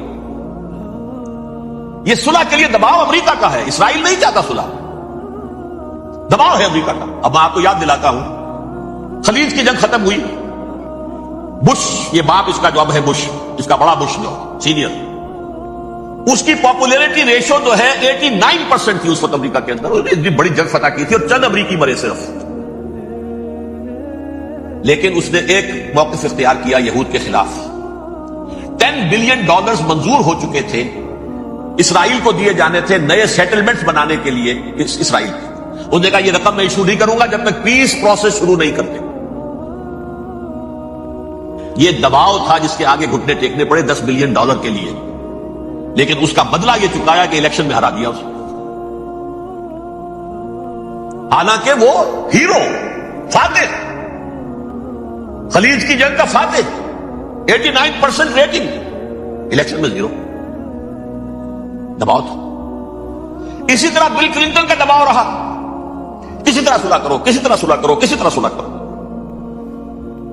اور اس معاملے میں یہ تسلیم کرتا ہوں، اس معاملے میں اس نے واقعتاً ایڑی چوٹی کا دور لگایا. اور یہ بھی تسلیم کرتا ہوں کہ اس کے دباؤ میں آ کر ایہود باراک جہاں تک چلا گیا تھا اب کوئی نہیں جا سکتا. وہ آفر نہیں دے مل سکتی اب دوبارہ فلسطینیوں. یہ بھی میں بھول گیا آپ کو بتانا. یہ جب پروسیس شروع ہوا ہے جس کا نام تھا لینڈ فار پیس، اصول کیا دیا تھا امریکہ نے کہ دیکھو اسرائیلیوں، یہودیوں، تم نے سن 67 میں جو زمینیں ان سے چھینی تھی، جو علاقے، یہ ان کو واپس کر دو اور ان سے صلح کر لو، یہ سب تمہیں ریکگنائز کر لیں گے، جنگ ختم ہو جائے گی. صحرائے سینا دے دو، مصر تم سے صلح کر لے گا. وہ ہو گیا، انور سادات نے صلح کر لی، ریکگنائز کر لیا، صحرائے سینا واپس آ گیا. عربوں نے اسے اپنی فولڈ سے نکال دیا، عرب لیگ سے نکال دیا. شام بھی تیار رہا ہے لیکن پورا گولان ہائٹ مانگتا ہے. وہ ابھی جو پچھلے دنوں کلنٹن کے آخری دور میں گفتگو ہوئی تھی، اس نے کہا جتنا تم نے ہم سے علاقہ چھینا تھا سارا واپس کرو تو ہم کر لیں گے ریکگنائز. اس میں سے کچھ ایسا اسٹریٹجک امپورٹنس کا علاقہ ہے وہ یہودی کسی طور پر دینے کو تیار نہیں، زیادہ صلح نہیں ہو سکی. شرق اردن سے جو علاقہ لیا تھا وہ ٹھیک ہے، وہ رکھو، اس کے اندر فلسطینی ریاست بنا دو. یہ علاقہ جو ہے فلسطینیوں کی میجورٹی ہے اس میں، تو اس کو فلسطینی ریاست بنا لو. ایک ریاست ودن ریاست ہو جائے گی، اسرائیل ریاست، فلسطینی ریاست. یہ ہیں 3 مین پوائنٹس. چوتھی بات پہ آ کر روک دیتے تھے کہ یہ پھر بعد میں سوچیں گے یروشلم کا مستقبل کیا ہوگا، یہ موسٹ سینسٹیو ایشو جو ہے یہ بعد میں سوچیں گے. اب جب یہ پیس ٹاک شروع ہوئے تو یاد ہے اسحاق ریبین تھا، اسے کس نے قتل کیا؟ یہودی نوجوان نے. کہ تم کیسے دے رہے ہو زمینیں؟ ہمیں تو اور لینی ہے. تم نے سینا واپس کر دیا، ہمیں تو جشن کا پورا علاقہ لینا، مصر کا سارا فرٹائل ایریا جو ہے وہ لینا ہے اس سے. تم گولان ہائٹس دے رہے ہمیں پورا شام لینا ہے. لہذا تم کیسے کرو؟ لینڈ فار پیس، پیس اور نو پیس، نو لینڈ. نبی نے واپس نہیں کیا، ہمیں تو اور لینا. کس نے قتل کیا؟ یہودی نے، فلسطینی نے تو قتل کیا. احود بارہ کی بات میں آپ کو بتا رہا ہوں، یہ یہاں تک چلا گیا تھا کہ اسرائیلی ریاست بھی ہم فلسطینی ریاست بھی مان لیں گے، یروشلم بھی مشرقی یروشلم دے دیں گے، تمہارا اقتدار ہوگا اس پر. البتہ یہ جو احاطہ ہے جس میں جنوب میں مسجد اقصی ہے اور ذرا شمال کی طرف ہے قبۃ الصخرہ. قبۃ الصخرہ آپ جانتے ہیں، جب بھی ٹیلی ویژن پر یروشلم سے کوئی خبر آ رہی ہے تو پیچھے وہ بڑا سا مینار، وہ گنبد نظر آتا ہے سنہرا. یہ وہ جگہ ہے چٹان، ٹیمپل ماؤنٹ. یہ پہاڑی تھی پہلے، جیسے کوہ صفا کوہ مروہ کیا رہ گئی، کبھی پہاڑیاں تھی. یہ کوہ صفا کے اوپر چڑھ کر حضور نے نعرہ لگایا تھا ما صباحا. اب کیا ہے وہ کوہ صفا بیچارہ؟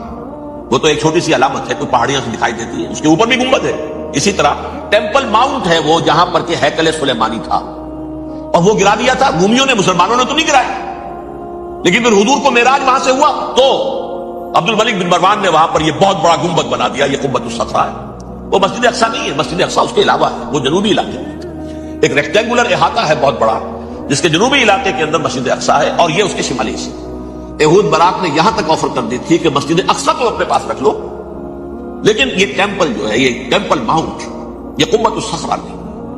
اس جگہ یہ ہماری کمٹمنٹ ہے مذہبی یہودیوں کے ساتھ کہ ہم یہاں پر جو ہے ٹیمپل بنائیں گے، تھرڈ ٹیمپل، ہیکل سلیمانی کی تیسری مرتبہ تعمیر یہاں ہوگی. لیکن ظاہر بات ہے فلسطینی کیسے مان لیں، مسلمان کیسے مان لیں؟ یہ ہے وہ چیز کہ جس کی وجہ سے وہ سارا معاملہ ناکام ہوا. ویسے مجھے یقین ہے کہ اگر فلسطینی مان بھی لیتے تبھی یہودی جو ہے جس طریقے سے اسحاق ریبین کو اس نے قتل کر دیا تھا تو یہ اس کو بھی، یہود براق کو بھی قتل کر دیتے، اور وہ کسی صورت تسلیم نہ کرتے کہ یہ یروشلم جو ہے یہ انڈیوائیڈڈ سٹی نہ رہے، بلکہ ڈویژن ہو جائے اس کی، اور صرف مغربی حصہ ہمارے پاس رہ جائے اور مشرقی جو ہے عربوں کے پاس. کبھی تسلیم نہیں کرتے، مر جائیں گے. اب دیکھیں اس وقت شکل کیا ہے. میرا اندازہ یہ ہے کہ اب جو مذہبی یہودی ہیں ان کے صبر کا پیمانہ لبریز ہو گیا ہے،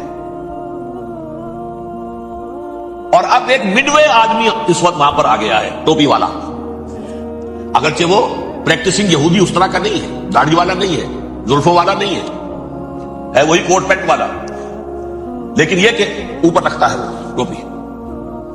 ایریل شرون اور انتہائی سفاک، جس نے کہ فلسطینیوں کے 2 کیمپ ایسے اڑائے تھے جیسے کہ چیونٹیوں کیا ہو لشکر اور ان کو پاؤں تلے رون دیا جائے، اس طریقے سے ختم کیا. بہت بڑا قاتل، مرڈرر، وہ وزیر اعظم. اور اب جو ہے ان کے صبر کا پیمانہ لبریز ہو گیا ہے. اب ان کا فیصلہ یہ ہے کہ انہیں 3 بڑے بڑے قدم اٹھانے ہیں. نمبر 1، فلسطینیوں کا خاتمہ، ایتھنک کلینزنگ. اگر یہ فلسطینی رہتے ہیں یہاں پر تو اگر 10 ہم ان کے ماریں گے تو 2-3 یہ ہمارے مار دیں گے.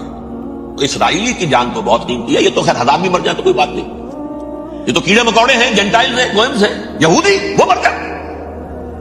لہذا ان کا ٹنٹا بکاؤ، اب ان کو ختم کرو. وہ اشتہار شاید آپ کے دنوں میں گزرا ہوگا جس میں نے یہ الفاظ لکھے کہ بوسنیا کی ایتھنک کلینزنگ جو ہے ماند پڑ جائے گی. اور جو کچھ ایتھنک کلینزنگ ہوئی تھی 500 برس قبل ہسپانیہ میں، اس کا نقشہ آپ دیکھیں گے دنیا. اس وقت کیا ہوا تھا؟ عربوں کو، مسلمانوں کو یا جلا دو، قتل کر دو، یا جہازوں میں ان کو ڈمپ کر ہوئے اور لے جا کر شمالی افریقہ کے ساحل کے اوپر اتار دو، ڈمپ کر دو. ایک بچہ بھی نہیں رہنے دیا تھا ہسپانیہ میں. 1492 میں سقوط غرناطہ ہوا ہے، اور اس کے بعد 10 سال کے اندر اندر ایک ایک بچہ مسلمانوں کا ختم کر دیا. یہ ہے فیصلہ ان کا. اب بہت بڑا قدم وہ اٹھانے پر مجبور ہے. کب تک آپ رہیں گے؟ ہمارے لوگ مارتے ہیں، 16 نوجوان ہمارے مار دیے. لیکن آج گھر تھا، اس میں ایک چلا گیا فلسطینی، بم اپنے جسم سے باندھ کر وہاں اڑا دیا، خود بھی اڑ گیا، 16 ان کے نوجوان اڑ گئے. لہذا یہ چیز ان کے لیے ناقابل برداشت ہے. ان کے صبر کا پیمانہ اب لبریز ہوگا. نمبر 2، انہیں بہرحال اب یہ کرنا ہے کہ مسجد اقصی کو گرائیں، قبۃ الصخرہ کو گرائیں اور ٹیمپل بنائیں. یہ انتفاضہ جو اب شروع ہوا 1 سال پہلے سے، یہ شیرون نے دورہ کیا تھا, مسجد اقصی میں گیا تھا, اور اس نے تھرڈ ٹیمپل کی تعمیر کے لیے ایک پتھر جو ہے بنیاد کا پتھر رکھنے کا ارادہ ظاہر کیا تھا, جس پر فلسطینی نوجوان اٹھے ہیں, وہ اینٹیں لے کر, روڑے لے کر, اور اس وقت سے یہ سلسلہ چل رہا ہے. کتنے مارے جا چکے فلسطینی, لیکن کچھ نہ کچھ یہودی بھی مرے, اسرائیلی بھی مرے. اور جیسا کہ میں نے عرض کیا, اب ان کے صبر کا پیمانہ لبریز ہو گیا. انف از انف. اب ہم اس معاملے کو ایک دفعہ جو ہے فائنلی ختم کر اور اب بنائیں گے. لہذا اب جو ہے کئی ٹن وزن کے وہ جو پتھر تیار ہو کر آگے رکھ دیے گئے ہیں کہ یہاں یہ بنیاد پڑنی ہے, اس کے اندر یہ پتھر لگے. بلکہ ایک لطیفہ بھی مجھے یاد آیا ہے, یہ کوئی 30 سال پرانی بات ہے. اس قبۃ الصخرہ کی مرمت ہوئی تھی, تو اس کے اوپر جو یہ سونے کی پتلی چڑھی ہوئی ہے, یہ شاہ حسین اردن والے جو ہے, طیبہ کا تھا بھی انہی کے تسلط میں, یہ انہی کی تولیت میں تھا, سن سے پہلے, اس زمانے کی بات میں کر رہا ہوں. تو انہوں نے پتہ نہیں 30 من تھا یا 30 ٹن تھا سونا جو ڈونیٹ کیا تھا اس کے اوپر یہ پتلی چڑھانے کے لیے, جو بہت بڑا گنبد نظر آتا ہے پورے کے پورے ماحول کے اوپر چھایا ہوا. اس وقت یہودی اخباروں نے لکھا تھا, بہت اچھا ہے, یہ سونا ہمارے کام آئے گا جب ہم اپنا ہیکل تعمیر کریں گے. کہاں جائے گا سونا؟ سونا یہی رہے گا نا, جب ہم گرائیں گے ہمیں وہ سونا مل جائے گا.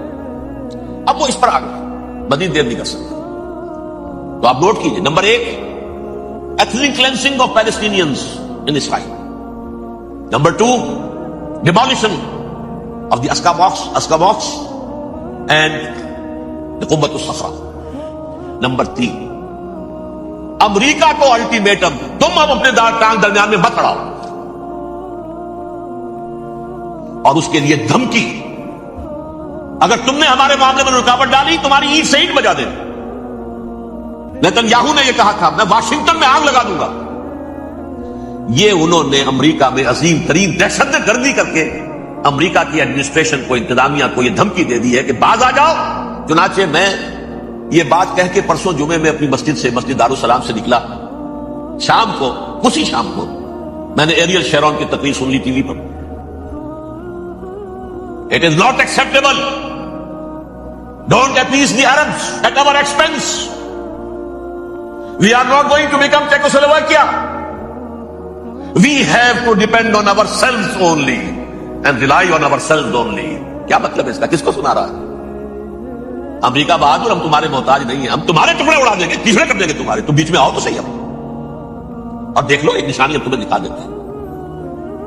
مجھے 100% یقین ہے یہ پورا ہسٹوریکل پروسیس, اور جس جگہ یہ پہنچ گیا ہے, جس کریٹیکل پوائنٹ تک یہ پہنچ چکا ہے, یہ جو بھی حملہ ہوا ہے ورلڈ ٹریڈ سینٹر پر اور پینٹاگون پر, یہ اسرائیل کا کام ہے.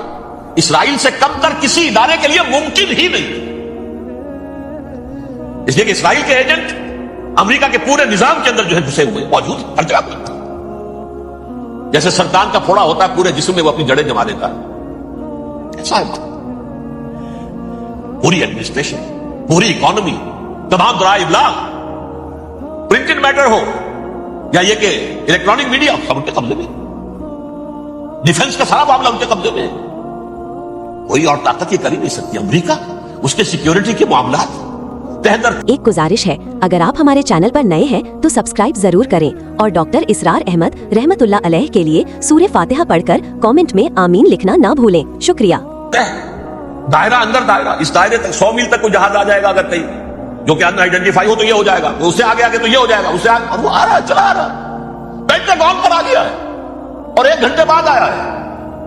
پہلی اسٹرائک جو ہوئی ہے ورلڈ ٹریڈ سینٹر, اس کے 1 گھنٹے کے بعد پینٹاگون پر آ گیا. پینٹاگون وہ تو یوں سمجھیے ان کی مملکت کا حساس ترین دفاع کا مرکز, اور اس کا 1/3 حصہ جلا کے راکھ کر دیا. انہوں نے یہ دھمکی دی ہے, لیکن اس سے ان کے پیش نظر مقاصد کیا تھے؟ 3. اس دہشت گردی کے 3 مقاصد. فوراً اس کا رخ موڑ دینا اسامہ اور اس کی القاعدہ کی طرف. امریکہ غصے میں لال بھبوکا ہو کر فوراً اقدام کرے, اور ایک طرف تو اسامہ اور ان کے ساتھ طالبان کا ٹنٹا مکا تھا, اور دوسری طرف چونکہ پاکستان الائی ہے اور پاکستان کے عوام جو ہیں وہ طالبان کے ہمدرد ہیں, وہ اگر اٹھے تو ان کا بھی بیڑا بنے. ایک تیر سے 2 شکار تو ادھر ہو جائیں, جو مستقبل میں انہیں خطرہ ہے. 1967 کی جنگ کے بعد جبکہ انہوں نے فتح کا جشن منایا تھا یہودیوں نے, تو انہوں نے پیرس میں جو ایک جشن منایا ہے, وہاں بن گوریون کی تقریر یہ تھی ہمیں کسی عرب ملک سے کوئی خطرہ نہیں، کوئی اندیشہ نہیں. ہمیں اندیشہ اگر ہے تو صرف پاکستان سے. یہ ہے وہ بات جو میں نے کہی تھی. نکتہ کیا ہے؟ یہ سائملٹینیسلی کیوں وجود میں آئے ہیں یہ دو ملک؟ مشیت اصلی میں پاکستان کا رول یہ ہے. حدیث میں آتا ہے ما انزل اللہ من دائن الا انزل لہ دوان. اللہ نے کوئی بیماری ایسی نہیں اتاری جس کا کہ توڑ اور دوا پیدا نہ کی. اسرائیل کا توڑ پہلے پیدا کیا. جیسے بچے کی ولادت بعد میں ہوتی ہے، ماں کی چھاتیوں میں دودھ پہلے پیدا ہو جاتا ہے. یہ اللہ کی فطرت ہے، اللہ کا طریقہ ہے. خطرہ انہیں ہے تو ہم سے ہے. اگر کوئی خطر مجھ کو تو اس امت سے ہے.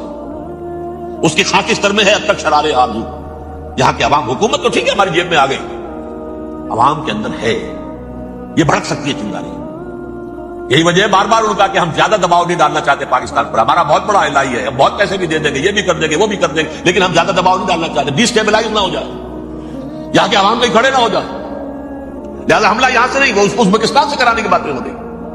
اندر خانے پوری سپورٹ ہے، لیکن یہ کم سے کم ظاہر نہیں ہونے دیں گے کہ کیا کچھ ہو رہا ہے، تاکہ یہاں کے عوام کے اندر وہ چنگاری جو ہے اس بارود کے اندر پڑ گئی تو یہ سادہ ڈیسٹیبلائز ہو جائے. لیکن ڈیسٹیبلائز ہونے میں جہاں اس کا خطرہ ہے کہ پرویز مشرف کی حکومت ختم ہو جائے، وہاں اس کا بھی خطرہ ہے کہ پاکستان ختم ہو. ڈیسٹیبلائز ہونے کا مطلب کیا ہے؟ بھارت کو واک اوور دے سکتے، جاؤ اور گھس جاؤ، پولیس ایکشن کرو، یہاں اب امن نہیں رہا ہے، ہم امن قائم کرنے جا رہے ہیں. یا یونائٹڈ نیشنز کی فوج KFOR آ جائے یہاں پر امن قائم کرنے کے لیے، اور ہماری جو ایٹمی صلاحیت ہے وہ تو ویسے ہی برباد ہو. ایک چیز تو ان کے پیش نظر یہ تھی، اس میں تو اللہ تعالیٰ نے کچھ تھوڑی سی عافیت پیدا کر دی. ان کا خیال تھا کہ غصے میں آگ ببوکا ہو کر امریکہ جو ہے منہ کے شیر کی طرح ٹوٹ پڑے گا بس. لیکن وہاں وہ اپنے باپ کی طرح کولیشن بنانے کی فکر ہو گئی اسے. کولیشن بنتے بنتے تو وقت لگتا ہے، بستی بسنا کھیل نہیں، بستے بستے بستی ہے. دل کا اجڑنا سہل صحیح، بسنا سہل نہیں ظالم. بستی بسنا کھیل نہیں، بستے بستے بستی.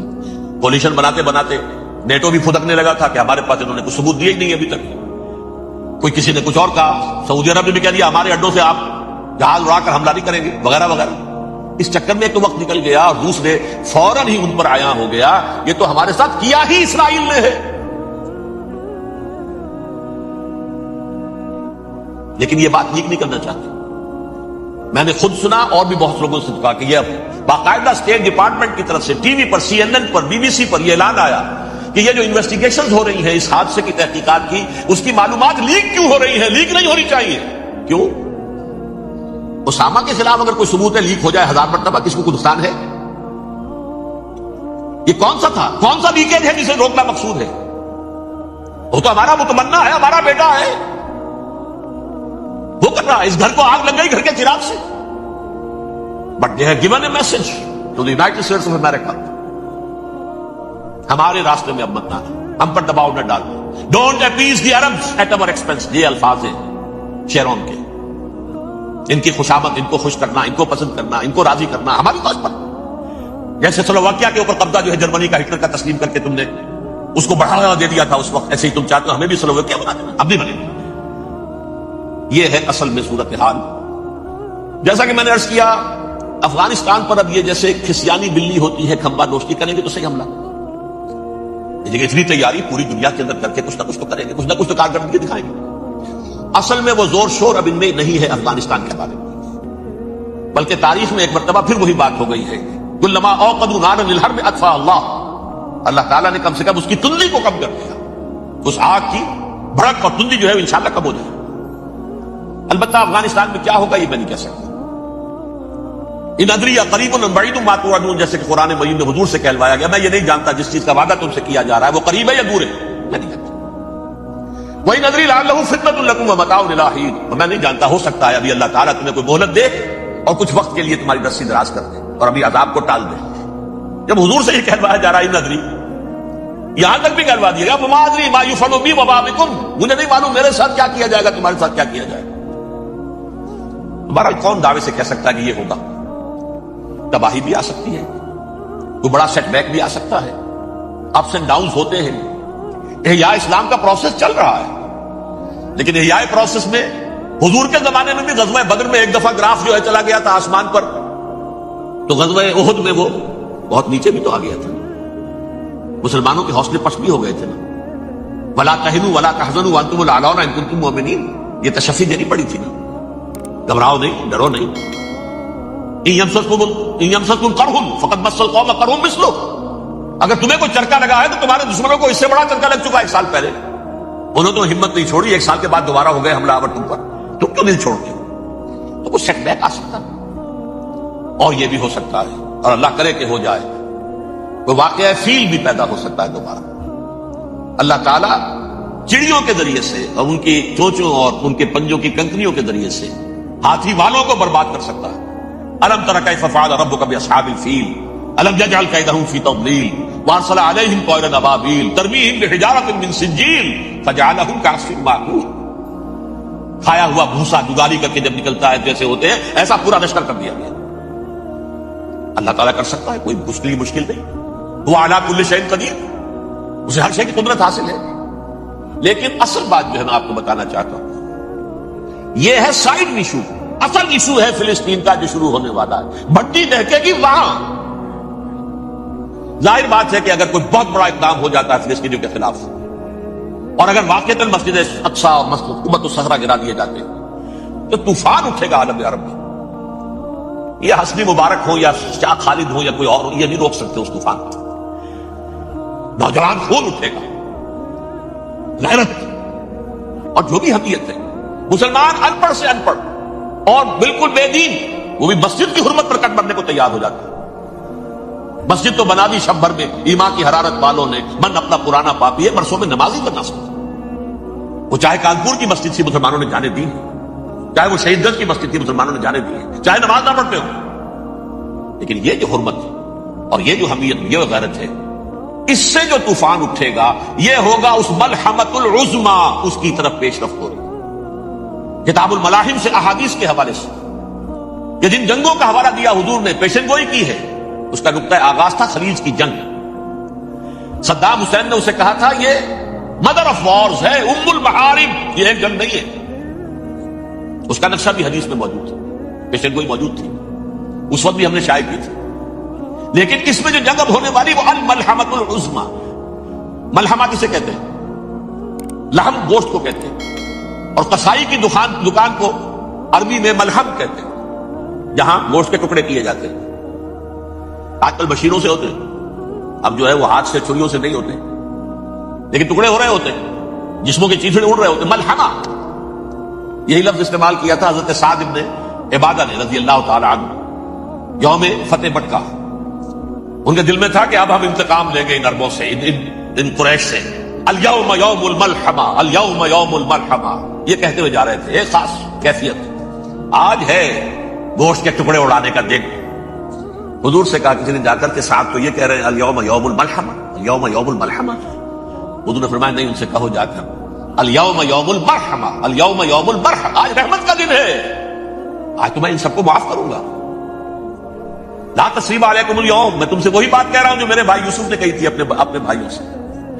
اذهبوا فانتم الطلقاء، جاؤ تم سب کے سب آزاد. وہ ملحمہ ہے جس کو کہ حضور نے حضرت معاذ بن جبل رضی اللہ تعالیٰ عنہ سے روایت ہے، اس میں سے جو ابو داؤد میں روایت آئی ہے اس میں الملحمۃ العظما، عظما مؤنث ہے اعظم کا. آپ کہتے ہیں جنگ عظیم اول، جنگ عظیم دوم. عظیم کا باپ ہو گیا اعظم، سب سے بڑا، اور اس کا مؤنث ہے سب سے بڑی، عظما. الملحمۃ العظما، سب سے بڑی لڑائی. میرے نزدیک یہ وار کے معنی میں نہیں ہے، بیٹل کے معنی میں ہے. انگریزی میں یہ دو لفظ علیحدہ ہے، وار، بیٹل. وار سالوں کو محیط ہوتی ہے، بیٹل کسی ایک خاص جگہ پر جو لڑائی ہوتی ہے اس کو کہتے ہیں. حضور کے اور قریش کے درمیان 6 سالہ وار تھی، جنگ تھی. لیکن battles, battle of Uhud, battle of Badr, یہ بیٹلز تھی، لڑائیاں تھی. تو عظیم ترین جنگ شاید اس اعتبار سے نہ ہو جیسے کہ ورلڈ وار 1 اور ورلڈ وار 2، یعنی اس کی وسعت کا اتنا معاملہ نہیں اور طوالت کا نہیں. لیکن جو لڑائی جو ہے بیٹل ہونی ہے، جس کو کہ یہ لوگ، یا کیونکہ میں نے کہا تھا شروع میں کہ سرما ہے میری آنکھ کا خاک حجاز و ہول قدس، نیو ٹیسٹمنٹ کی آخری کتاب ہے the Book of Revelation, Revelation of Saint John. اس میں آرمگڈون کہا گیا ہے اسے. ہر مجدون، یہ عبرانی لفظ ہے، ہر کہتے ہیں اونچی جگہ کو، سطح مرتفع. مجدون میگیڈو، میگیڈو ایک وادی ہے، مرتفع، وادی مرتفع. یہ ہے واقع لبنان، اسرائیل اور شام کے درمیان جو ٹکڑا جو ٹرائنگل بنتی ہے یہ ہے، یہاں پر بڑی جنگ لڑی جائے گی، اور یہ جنگ صلیب ہوگی جو کہا ہے بش نے، یہ جنگ صلیب۔ سیکنڈ ملینیم شروع ہوئی تھی تو پہلی صلیبی جنگ ہوئی تھی، تھرڈ ملینیم شروع ہوا ہے، یہ سیکنڈ صلیبی جنگ ہے، یہ کروسیڈ ہے۔ اور میں اس مرتبہ امریکہ گیا تھا تو پہلی مرتبہ مجھے وہاں ایک رسالہ ملا ٹرمپٹ نام کا، یہ امریکہ کے جو بہت ایکسٹریمسٹ قسم کے پروٹیسٹنٹس ہیں، یہ ان کا رسالہ ہے، اور ان کے بارے میں اب کہا جا رہا ہے وہ کرسچین زائنسٹ ہیں۔ آپ شاید پہلی مرتبہ یہ لفظ سن رہے ہو، زائنسٹ تو ہم سمجھتے ہیں یہودیوں کو، کرسچین زائنسٹ وہ ہیں جو ہیں تو عیسائی پروٹیسٹنٹس ہیں، لیکن اسرائیل کے وہ حمایتی یہودیوں سے بڑھ کر ہیں۔ یہ میری کسی پہلی تقریر میں شاید بہت سے حضرات کو یاد آ جائے، میں نے کہا تھا 4 سال پہلے ہمارا تنظیم اسلامی کا ایک کنونشن ہوا تھا ہوسٹن میں، امریکہ کا جنوبی علاقے کا شہر ہے۔ ایک سیشن اس میں ہم نے رکھا تھا انٹرفیتھ، ایک عیسائی کو بلایا تھا، ایک یہودی بہت بڑا وہاں کا عالم ہے اس کو بلایا تھا۔ اس یہودی عالم نے ڈاکٹر وشوگراٹ، جو وہاں کی یونیورسٹی میں پروفیسر ایمیریٹس ہے، اس نے کہا تھا کہ یہ اسرائیل کو تو سپورٹ کر رہے ہیں عیسائی، ہم تو نہیں کر رہے۔ جو پریکٹسنگ یہودی ہیں وہ زیادہ اسرائیل کے حق میں نہیں تھے، یہ تو سن 67 کے بعد انہوں نے اسرائیل کو تسلیم کیا ہے۔ وہ تو منتظر تھے کہ ہمارا مسیحا آئے گا تو اس کی قیادت میں جنگ کریں گے، جیسے شیعہ منتظر تھے کہ مہدی موعود آئیں گے تو پھر ہم کچھ کریں گے۔ وہ امام خمینی نے کہا جب وہ آئیں گے آ جائیں گے، لیکن ہم کچھ راستہ زائنسٹ نے آگے بڑھ کر ریاست قائم کر لی، اور جب یروشلم پر بھی پورا قبضہ کر لیا تب جو ہے در حقیقت مذہبی یہودی جو ہے پھر انہوں نے اپنایا ہے، اون کیا ہے، اور نئے سیٹلمنٹ جو بھی بنے ہیں وہاں پر اسرائیل میں اس میں اکثر و بیشتر مذہبی یہودی آیا، اور بروکلن کے علاقے سے سب سے بڑھ کر آئے ہیں، جو امریکہ میں نیو یارک کا ایک جنوبی علاقہ ہے، بہت بڑا یہودیوں کا بہت بڑا گڑھ ہے۔ نیو یارک کو جیو یارک بھی کہا جاتا ہے، وہ تو اصل میں مرکز جو ہے وہ تو یہودیوں کا۔ اس حوالے سے وہاں پر جو کرسچن زائنسٹ کہلاتے ہیں وہ اسرائیل کے یہودیوں سے بھی بڑھ کر کہیں سپورٹ کرتے۔ بہرحال اس دوسری صلیبی جنگ کا معاملہ جو میں کہہ رہا تھا، ٹرمپٹ نامی رسالہ، اس کا ایک مضمون ہے دی لاسٹ کروسیڈ۔ اب یہ آخری کروسیڈ ہے جو شروع ہونے والا ہے۔ میں تو حیران ہوں کس قدر کھل کے وہ باتیں کرتے ہیں۔ رومن کیتھولکس کو وہ کہتے ہیں کہ یہ شیطان ہے، یہ پوپ شیطان ہے، یہ یورپ کو اس نے جمع کیا ہے کرسچینٹی کی بنیاد پر، اور اس میں زیادہ تر کیتھولکس ہیں۔ آپ کو معلوم ہے برطانیہ بڑی مشکل سے شامل ہوا ان کے ساتھ، اس لیے کہ وہ پروٹیسٹنٹ کا سردار تھا، ابھی پوری طرح نہیں ہے۔ یورپ جو ہے وہ رومن امپائر دوبارہ یہ کھڑی کر رہا ہے، اور در حقیقت یہ جو ہے یہودیوں سے بھی چھیننا چاہتے ہیں اسرائیل کو اور فلسطین کو، اور مسلمانوں سے بھی، اور یہ وہی کروسیڈ جو تھے اربن ثانی کے اس کی تیاری کر رہے ہیں، تاکہ وہاں پر عیسائی حکومت قائم ہو جائے، کیتھولکس کی پوپ کی حکومت قائم ہو جائے، جیسے ایسٹ تیمور میں کر دی۔ ایسٹ تیمور میں کون سی حکومت بنی ہے؟ رومن کیتھولک، رومن کیتھولک اسرائیل میں بنے، تاکہ یہ سارے مقامات مقدسہ جہاں اسرائیل پیدا ہوئے، بیت حضرت مسیح پیدا ہوئے، بیت الحم کہاں ہے؟ وہی ہے کہ نہیں؟ جہاں سے ریزریکشن ہوا ان کے خیال میں وہ کہاں ہے؟ وہیں پر ہے کہ نہیں؟ بڑے بڑے گرجے ان کے وہی ہیں۔ اس اعتبار سے ان کا کہنا یہ ہے یہ لاسٹ کروسیڈ کی تیاری ہو رہی ہے، یہ کیفور، اور ان کا کہنا یہ ہے کہ یہ پوری طاقت نیٹو کی جو ہے، یہ پہلے جرمنی سے لائی گئی بوسنیا، انہوں نے خود وہاں جنگ کروائی، انہوں نے خود وہاں پر ایتھنک کلینسنگ کروائی، پھر خود مصالحت کے لیے آ گئے، پھر کوسوو میں انہوں نے خود آگ بھڑکائی۔ یہ میں نہیں کہہ رہا، یہ وہ ٹرمپٹ رسالہ امریکہ سے چھپنے والا پروٹیسٹنٹس کا رسالہ ہے جو کہہ رہا ہے۔ پھر انہوں نے کوسوو کے اندر کروایا، اور پھر وہ وہاں پر پیس فورس کی حیثیت سے آ گئے۔ اب وہ میسیڈونیا میں کروا رہے ہیں اور وہاں داخل ہو گئے ہیں۔ اگلا قدم ان کا سائپرس ہوگا، سائپرس میں ترکوں کو اور وہ گریکس کو لڑائیں گے اور وہاں آ جائیں گے، وہاں سے ایک چھلانگ لگائیں گے اور یہ فلسطین میں پہنچیں گے، اور یہ وہاں پر ایک رومن امپائر، اپنی پرانی رومن امپائر کی طرح کی رومن کیتھولک ریاست قائم کرنا چاہتے ہیں۔ تو وہاں امریکہ کے عیسائیوں میں بھی کوئی ایک طبقہ نہیں ہے، کیتھولکس بھی ہے، کیتھولکس زیادہ نہیں ہے ہمدرد، لیکن اب تابع ہو چکے ہیں۔ اسحاق ریبین نے جب یہ پیس ٹاک شروع ہوئی تھی، آپ کو یاد ہوگا شاید، کہ جب وہ آیا تھا واشنگٹن سے واپس فلسطین اسرائیل، تو پہلے روم میں رکا for an audience with the Pope, اور پوپ کو اس نے ایک مرتبان سا پیش کیا تھا، حضرت سلیمان علیہ السلام کے زمانے کا مرتبان، اور کہا تھا دیکھیے 3000 برس تک ہم نے اس کی حفاظت کی، اب یہ میں آپ کے حوالے کر رہا ہوں۔ اس کے بعد سے پوپ جو ہے بالکل رام ہو گیا، اور وہ عیسائیوں کے ساتھ اور یہودیوں کے ساتھ ان کا پورا وعدہ۔ اب پورا عیسائی ورلڈ جو ہے ویسے تو مجموعی یہودیوں کے شکنجے میں ہے، البتہ ان کے اندر بھی جھگڑے ہیں۔ جو وہاں پر وائٹ کرسچن ملیشیاز ہیں وہ ایکسٹریمسٹ ہیں کیتھولکس، ان کے نزدیک دشمن نمبر 1 یہودی، دشمن نمبر 2 مسلمان، دشمن نمبر 3 جو یورپ میں کالے ہیں، ایفرو امریکن، چاہے وہ عیسائی ہو گئے ہوں، کوئی بھی ہو. یہ 3 دشمن ہیں جن سے انہوں نے کلینز کرنا ہے، صاف کرنا ہے ان کے خیال کے مطابق امریکہ کی سوسائٹی. اولاً یہود، پھر مسلمان، اور پھر یہ جو کالے ہیں.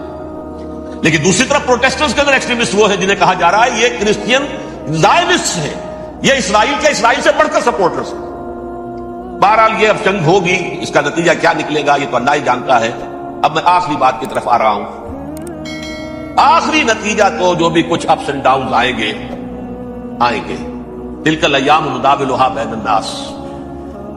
آخری نتیجہ ڈراپ سین وہ یہ ہوگا کہ اللہ کے دین کا بول بالا ہوگا اور پوری دنیا پر محمد کے لائے ہوئے دین صلی اللہ علیہ وسلم کی حکومت قائم ہوگی.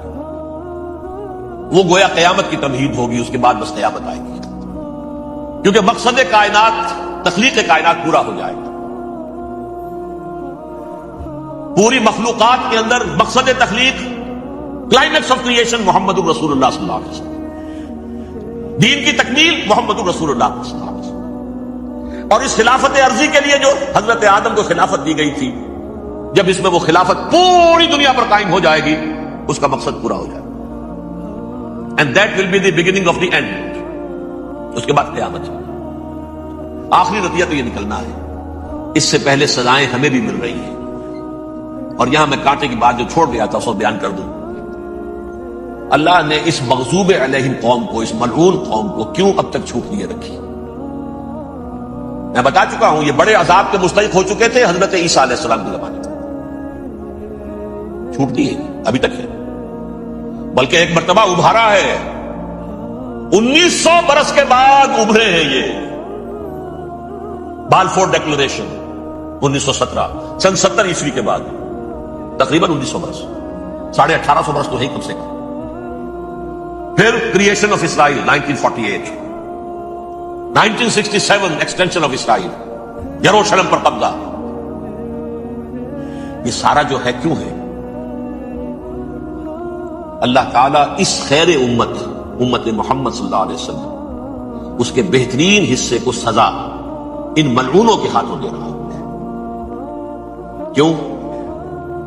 جو جرم انہوں نے کیا تھا وہی ہم نے کیا. انہوں نے اللہ کی کتاب کو پیٹ کے پیچھے پھینکا. نبذ فریق من الذین اوتوا الکتاب کتاب اللہ وراء ظہورہم. ہم نے اپنی پیٹھوں کے پیچھے پھینکا کہ نہیں. کولونیل رول سے آزاد ہوئے، کہیں اسلامی قانون نافذ کیا، کہیں اسلامی نظام قائم کیا. تو جو جرم ان کا تھا وہی ہمارا ہے. اور ہم خیر امت ہیں، اور ہمارے میں سے خیر ترین عرب ہیں. ان پر اللہ کا فضل، ان کی مادری زبان میں اللہ کی کتاب موجود ہے. پھر انہوں نے اللہ کے دین کو پیٹھ دکھائی.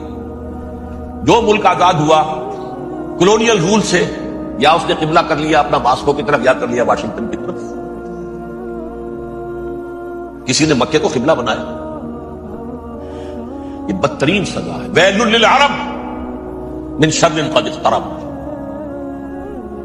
اور ترمذی شریف میں تو یہاں تک روایت ہے من اقتراب الساعۃ ہلاک العرب. قیامت کے قرب کی ایک نشانی یہ بھی ہوگی کہ عرب ہلاک ہوگی. ایک حدیث میں الفاظ آتے ہیں کہ حضور نے جب کہا یہ ہوگا یہ ہوگا یہ ہوگا یہ بربادی آئے گی، تو کسی زوجہ محترمہ نام میں بھول رہا ہوں، انہوں نے پوچھا کہ عرب اس دن کہاں ہوں گے؟ فرمایا العرب یومئذ قلیل، بہت کم. آخری خاتمہ ہونا ہے یہود کا حضرت مسیح علیہ السلام کے ہاتھوں. وہ عذاب جو 2000 برس تک ان سے ٹلا رہا وہ آئے گا، اور ان کے رسول ہی کے ہاتھوں آئے گا. لیکن اس سے پہلے مسلمانوں پر یہ عذاب آ رہا، ہولوکاسٹ کے درجے کا عذاب آ رہا. البتہ ہم پاکستانی اس میں یوں سمجھ لیجئے کہ وہ تو خبریں موجود ہیں احادیث میں، وہاں تو جو ہونا ہے. اتنے انسان مریں گے، اتنے انسان مریں گے. ایک پرندہ جو ہے اڑتا چلا جائے گا، وہ نہیں چاہے گا کہ نیچے اترے تو کسی لاش پر اترے.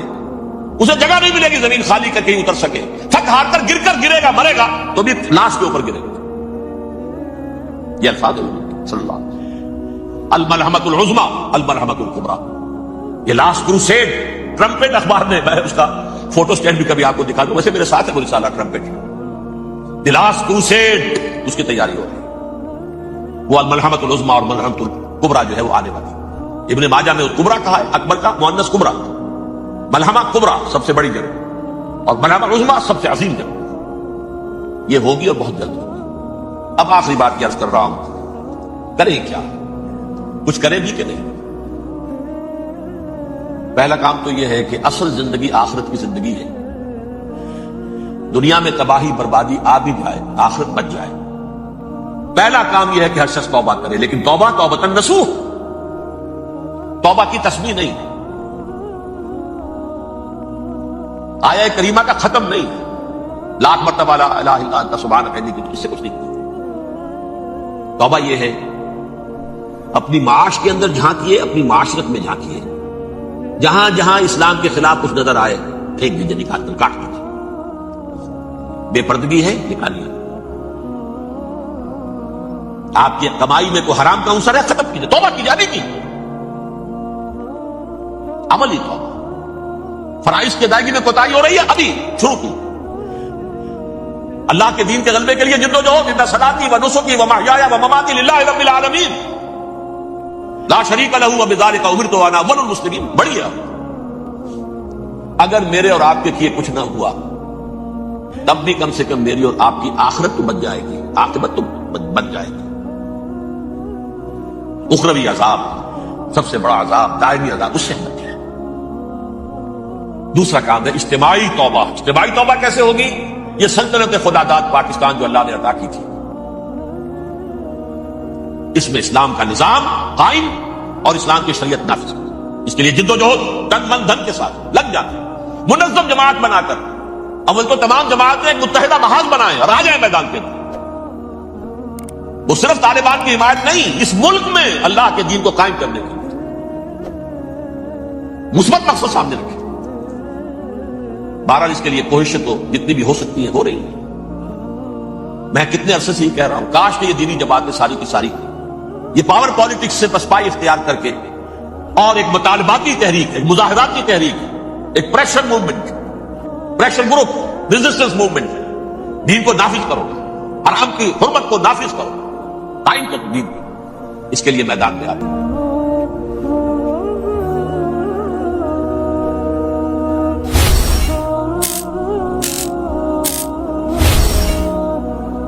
अगर आपको हमारी वीडियो अच्छी लगी हो तो हमारे चैनल को सब्सक्राइब जरूर करें। डॉक्टर इसरार अहमद रहमतुल्लाह अलैह की वफात के लिए सूरह फातिहा पढ़कर कमेंट में आमीन लिखें। शुक्रिया।